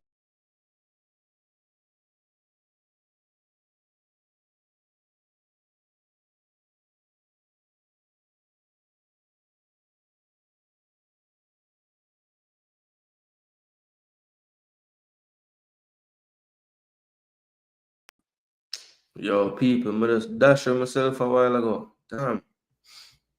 I don't know why I always do that. All right, so let's get back the screen up. People, please do smash the like button. 34 of you, wonderful people here in the late night. Well, early morning for some. Taking in the predictions. We're only have about 4 games left. How we doing on time? All right, perfect. We have good timing. We're making the show. We like to run it about 2 hours if we can. So we're making very good timing. Maybe. I guess he is a very what do I call it, emotional person. Remember, that time when he scored and he was on the bench and him kind of never celebrate and thing because he was like, I should be starting, and. So maybe the pay rise for a person like him is a good strategy because he wants to feel like he's wanted, and he's been linked away so many times this summer. Not from Arsenal directly, but players see this stuff. They talk to the agents. So yeah, maybe it was just a good vote of confidence, a token of good faith. So Crystal Palace, Nottingham Forest. Crystal Palace and Nottingham Forest. Now, I'm not going to do much in-depth analysis here, only because I think Crystal Palace, they would be galvanized by losing a player like Eze. The players that are still there will look at each other and say, hey, people don't expect us to be able to do anything now, and they can kind of use that as like like I said, a galvanizing tool. But the problem is, right, they're the only team that's about to play in this Premier League that actually had to play a game today or earlier today on Thursday. And Crystal Palace don't have a depth in their squad. Adam Morton played 90 minutes. Mateta came off, but I'm sure the coach would want to start him again. Ismail Assar played the bulk of the game. He's gonna have to start again. They did rest Chris Richards today, but the double pivot was the same, Wharton and Hughes. Yeah, it's gonna be tough. Justin Devaney played the SS spot. So let's see how Glasner moves around the pieces because it's going to be tough for that same 11 Sunday morning. They're professionals. They can play 2 games a week. So maybe it's early enough in the season. But then again, the fact that it's early in the season means maybe they're not quite as ready to be playing 2 games in a week yet. So I think, to me, not only Nottingham Forest just playing the better football to start the season, but Crystal Palace stingy, tough to break down. But I feel like this game right there is either a draw or a Forest win. That's the only result I see because I just feel like the exertions of that game today, it was 1-0. They were in the ascendancy for most of it, so it wasn't like they were in this super battle, but it was game time and it is early in the season. So I know some of these players are going to feel that on the weekend. So for that reason, people, I'm going to go with a 2-1 Forest victory away from home at Sellers. 10 times played, 6 draws. Palace have never beaten Forest in the Premier League. That's crazy. 4 wins for Forest. So, yeah, this game is always a low-scoring game in the last 5 at least. So this is like a goal fest going with a 2-1. But yeah, I'm going to stick with the premise that Palace has never beaten Forest in the league. I think that's going to continue. And it's mainly because I just feel like, Munoz, those players. He did rest Tyreek Mitchell, so there will be a fresh player on the left. But I don't think Munoz is getting dropped. So he must be tired a little bit, even though he's one of the fittest people in the league. But yeah, I'm going to go with a 2-1 Forest win, people. I don't mind the draw pick if anybody's thinking that, but I'm just going to base it off of Palace having to play that game today or earlier.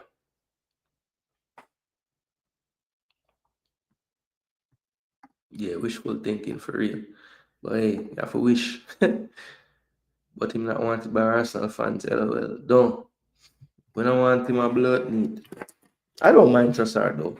Honestly, I don't mind him. I mean, when he comes on, I'm not like, yo, why are you bringing on Trossard? He usually perform. So it is what it is. I just don't agree with the pay raise.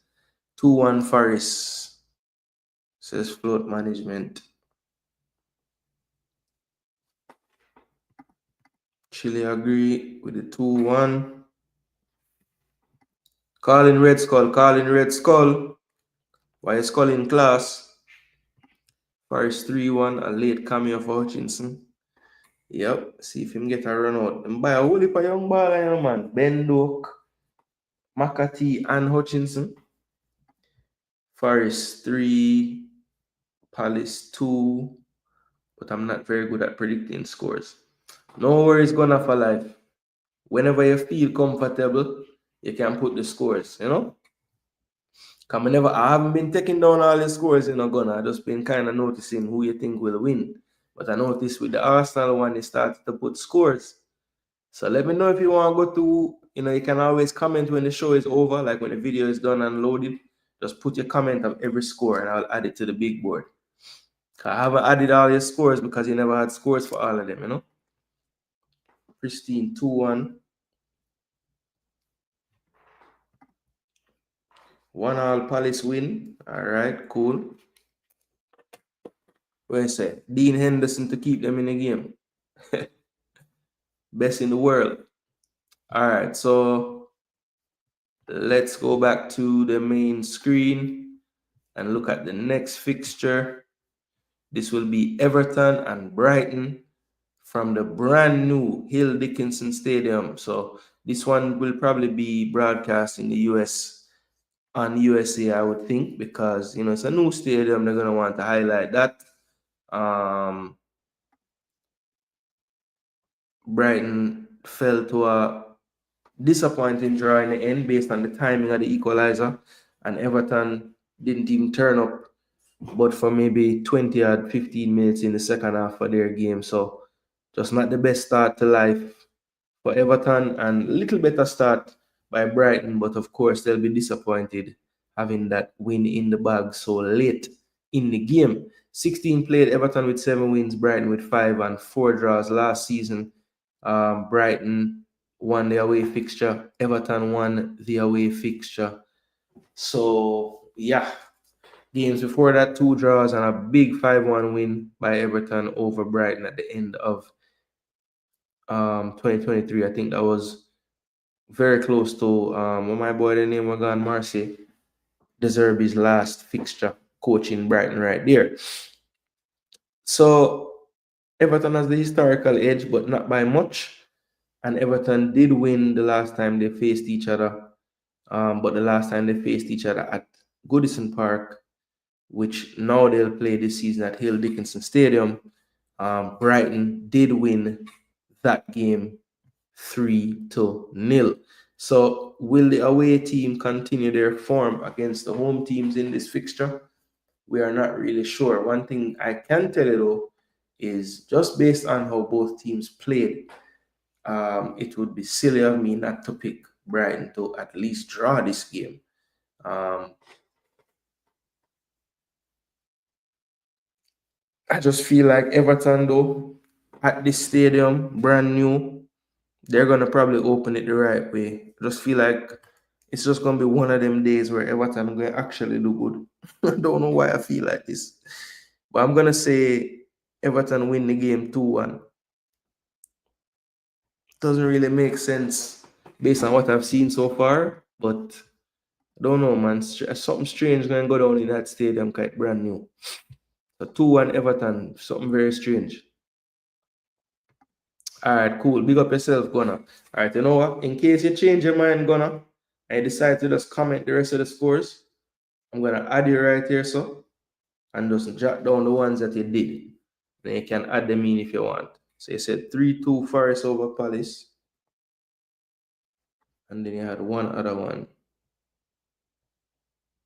I think you did the Arsenal one. Okay, 2-0 to the Arsenal.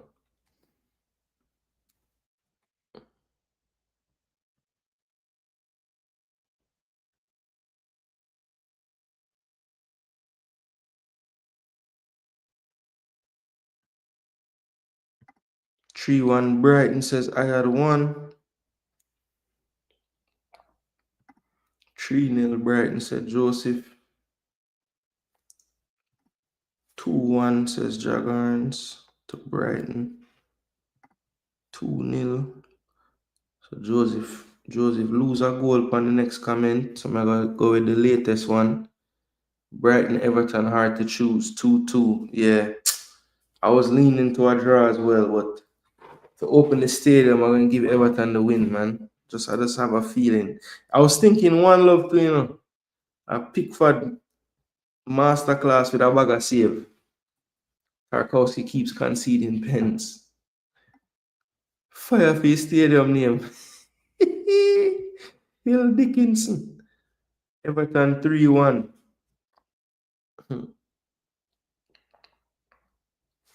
Fire for your name. Boys, if you don't play McNeil, you forget sack. Why? I mean, you have to pre it though, Let's look at the midfielders. So Jack Grealish probably will start. Dewsbury Hall will start. It's between Alcaraz and my boy McNeil, bro. Basically between those two, And when I call Iliman NDI name it. So you no must start in another team, man. Now, if I get game, yes, I agree there. But I don't think Dwight McNeil is a nail-down starter with these options. What say you guys? I'm a baller still, but two meaty sides. Meaty. 2-1 Seagulls. Everybody I go with the Gulls. Okay, float finally. Go for Everton. 2-1 Man U and 2-1 Liverpool. Alright.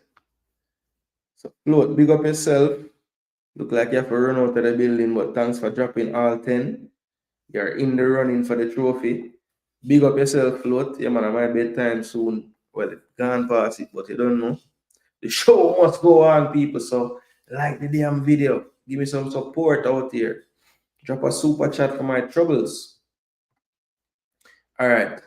Fulham versus Manchester United. This one will be at Craven Cottage, one of those, smaller grounds, intimate settings. Fulham opened their season at home against Man United on the back of, what feels like a win because they were from nothing, about to lose the game. Last kick of the game, Rodrigo Muniz converts on the back post. Brilliant first touch to traffic and then a good left foot strike into the ground to the far post to end that game against Brighton 1-1. Now, they'll face Man U who, fan base was disappointed not to get the 3 points, but happy that they were able to witness a performance like what they saw against Arsenal, gave them hope, right? So, what has Man U done to their fans over, I would say, the last couple of seasons in the league, especially, once they give them some hope? They usually take that hope away.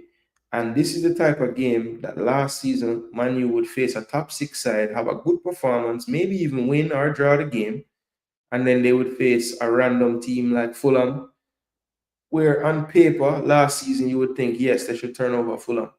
Nowadays, can we even say that? I don't think so. I think this is a much more even game now.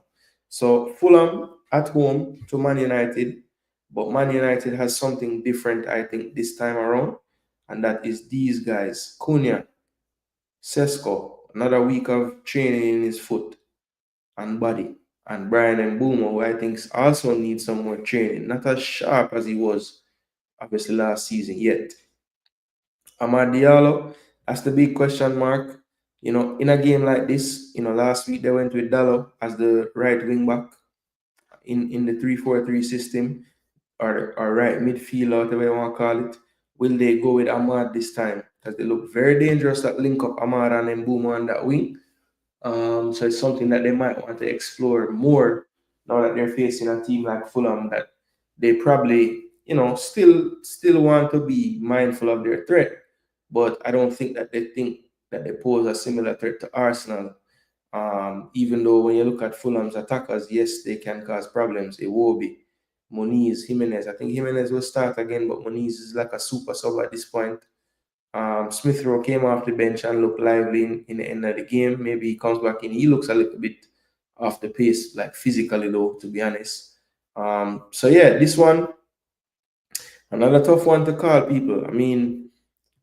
based on what I saw against Arsenal, I want to give it to Manu outright. But I could see this match drawing, people. Yeah, man, I could see a big dirty stinking draw. I'm gonna say 1-1. 1-1 draw with Fulham and United for me. I'm not like fully sold that Man U is just gonna come out and play great every game. No, I don't know about that. But I guess you don't really necessarily have to play great to beat Fulham, but I'm just gonna go 1-1. Pick for a fish. Brock VVD foot. Fulham 1-1 says at Chile. Chile and I agree upon a score. 1-1. Man U win 2-1, so gonna for life. 3-0 Man U. Boy, Joseph, I hope some of the score them turn out to be true. Yeah, given that mean a whole heap of goals scoring in the Premier League this weekend. 3-0 says I had one. Man United 2-1. Pristine. Alright, Labil is the next one. I forgot go back through the chat and see the rest of the score them, car. I don't think you have given me everyone, but you've given me enough to where I'm gonna go back and look. And if you want Labil, make sure that you when the show is over and uploaded, just leave a comment in the comment section with all the scores just to make sure I caught all of them. All right, if you don't mind, if you want to play. All right. Sometimes people turn up and give a one score and then I'm gonna see them again. So I stop just write down people's name until them kind of confirm it. See? But yeah, man, we get that. So you don't know. And subscribe because I don't think I've seen you here before. So big up and thanks for your view. Hopefully you've liked the video. And yeah, man, be a part of the family. We have fun over here, talk about the games, try to break it down. And you'll especially like the review show as well when I reveal everybody's selections and prediction table. And we'll go through the games and review them from a little bit a more of an analytic view because I do delve into the statistics and everything and talk about how I saw the game and things of that nature. So yeah, man, think about becoming a part of the family, man. We're always looking for new family members. All right, so lost my train of thought. What was I talking about? Not sure because I did my one also. Maybe I concluded my last point. We'll just say I concluded. And then we're into the final fixture. Of course, that Fulham Man U game will be the last game of Sunday. And then Monday afternoon, we have a treat. The champions head to one of the toughest places to face any opponent in the Premier League, St. James's Park. But you know what's going on at St. James's Park right now. It's a clash between Isak and the board, not the board, but Isak and the hierarchy, the sporting director, the backroom management staff at Newcastle. They're at odds with Isak. He hasn't trained, rumored to have sold his house and moved out of his house. I don't know if the manager's living in his cars now or just in a hotel. I'm not sure, but he's not training right now. He's not with the team. So does Liverpool get this one over the line? Is it a case where Newcastle said, yes, we'll take your dirty stinking money, but we're not going to sell it before we face you in week 2? That would be hilarious if the man goes next week before the Leeds game. I mean, before the Arsenal game, Not hilarious for us because I don't want him to be on the team and we'll face them. But yeah, maybe they just literally wouldn't sell them to him until after the damn game. But it seems like they're playing hardball, to be honest. And I think if a move does happen for Isak to Liverpool, it probably won't happen until August 31st or the 1st, whichever day it ends. Because I just feel like they're going to try everything in their power to convince the guy that, listen, man, you may have gotten assurances from what I've heard. It's someone who is no longer employed because they have a new regime back there now, and the person who gave him these assurances ain't there. I've heard another story that the person is there and just won't speak up and say who it was. So I've heard different stories, but all I know, right now, neither side is budging, and I've seen people putting out comments like, so be it. If the man want to run on him contract for 3 years, good luck for the next club paying you 250K a week after sitting on the bench for 3 years and playing with the reserves, So yeah, it's a very polarizing topic right now, this whole Isak and Liverpool thing. But we'll see how it affects Newcastle on the day. I thought They had a spirited effort against Aston Villa. They were the better side on the day than Villa for sure.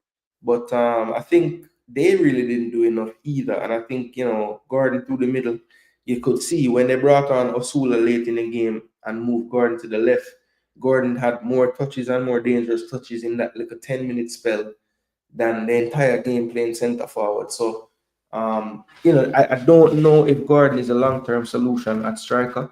I think Harvey Barnes, the way he ended the season last year, and during preseason, he looked okay. Maybe he was thinking, okay, we'll have Harvey left, and we've seen Anthony play through the middle and be effective before, so we'll do that. But Harvey Barnes kind of had a nightmare against Aston Villa. So maybe he gets dropped and he tries to play Osula to keep Van Dijk and Konate a bit more honest, because I do feel like they don't really like playing against strikers, period. They want to just have a nice, calm day behind everything and mop up everything. But if Osula can throw himself about, I think that in itself is a better tactic against Liverpool. So let's see what the coach decides. Eddie Howe knows more than I do for sure. So I'm going to trust that he'll do the right thing. But another key, obviously, Frimpong is out, and so is Connor Bradley. So that leaves Joe Gomez as an option. We have seen him also. Endo came on for Frimpong and played over there, so maybe he's an option.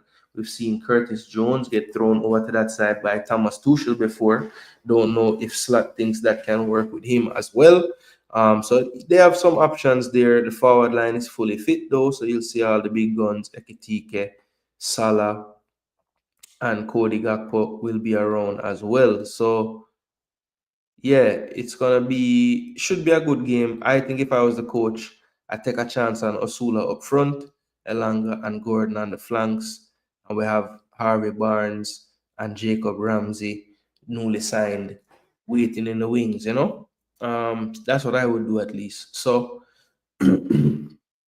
this should be a good game, people. I think Newcastle will be confident early in the season. Probably a good time to take on the champions. Just getting kind of into the groove of the season again.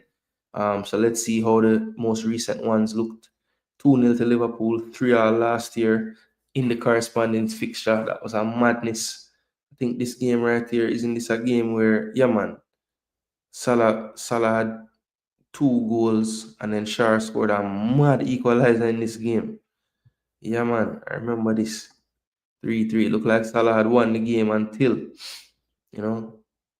But Liverpool has won 4 of the last 5 of these fixtures, with that 1-3-3 being the only draw.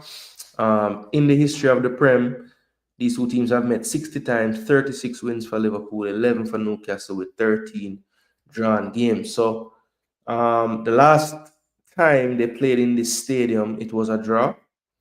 And people, I'm going to tell you right now that this time it ain't going to be a draw, because I don't think Newcastle is quite settled right now. Liverpool a lot more settled than them. Ekitike will be trying to lay down a marker to say, listen, Liverpool, do not spend the damn money. I'm here to stay. Vert was quiet last week, producing any goals or assists. I think he'll be itching to get that done as well. I'm grappling between the clean sheet or not.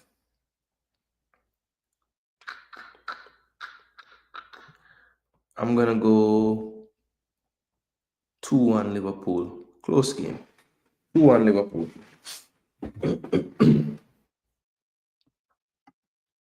United 2-0. All right. Check. Dukeland Stenit in the building. Adin Duke. So, Duke, the show are done. So, just in the comments when the show upload, or you can send it in just send it to me some kind of way. The 10 score them, because last week you're missing, Look like you run from the donkey of the season award, Because if you don't play, you can't get it, You're smart, man. Very well played. Ekitike is quality. You can see it. Newcastle will get a proper boss ass 3-0. All right. All right, sir. All right, boss. You stay there. So people, that's it, All those in the comment section, please drop on the last score. I don't get anything for Pristine, Gunner for Life, Labille, Joseph Brown, Hot Chili, I had one, and Jagarn. So basically everybody with it there, I'm gonna get no score. I will be checking all my various what you call it now, sites. So just let me know if you guys do have if you guys send me anything on anything that they're on. I know some people send it in the Discord, some just drop it in the comment section of the video that I'm doing now. But yeah, just let me know, people, if you want to play. Just put your scores in whatever platform you see Jason Gooner on IG, whatever. Message me and just tell me your 10 scores for the week, and I will definitely add you into the mix for the prediction table. All right, so that's pretty much it for the predictions for the week, people. So I'll keep looking in the chat and make sure. All right, let me see. Of course you did. If you didn't do any, of course. I'm not seeing the comments. Them all put a score. Me backside. Yo, so how all of them comments just fly away. The last comment I saw was a 4-0. Oh damn! Look at this. That makes sense, man. Cause the whole of the day I watch, I'm gonna say no score, so I must mean skip them for real. Respect Nick. 3-1 Jagarn said. 3-1 I had one said. Jano, me alone said 2-1. That's good. 3-1 gonna for life said. 2-0 Joseph Brown. Joseph Brown I dropped some 4 and 5 and 2-0 this time. Alright. 3-1 actually said. So the champions will reign.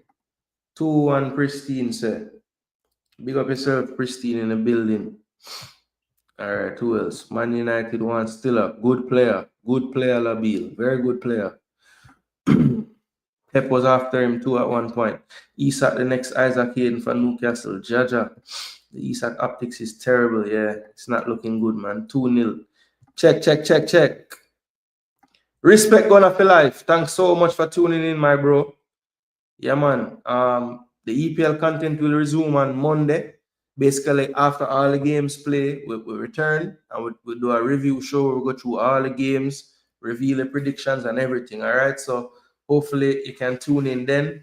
Subscribe, bro. Turn on bell notifications. We also do Jamaica content. So if you follow Jamaica football and the teams, stick around for any content like that, man. Respect. You're not seeing the comments. All right. I did see them eventually.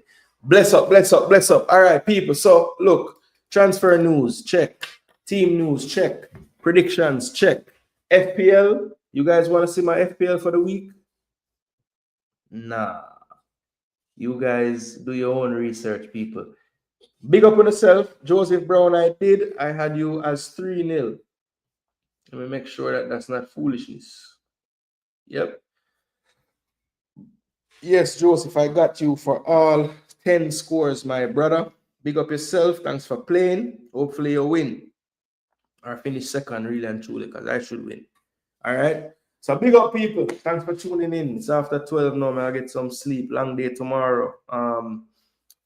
EPL content will be back on Monday where we do our when we do our weekly review show where we reveal everything.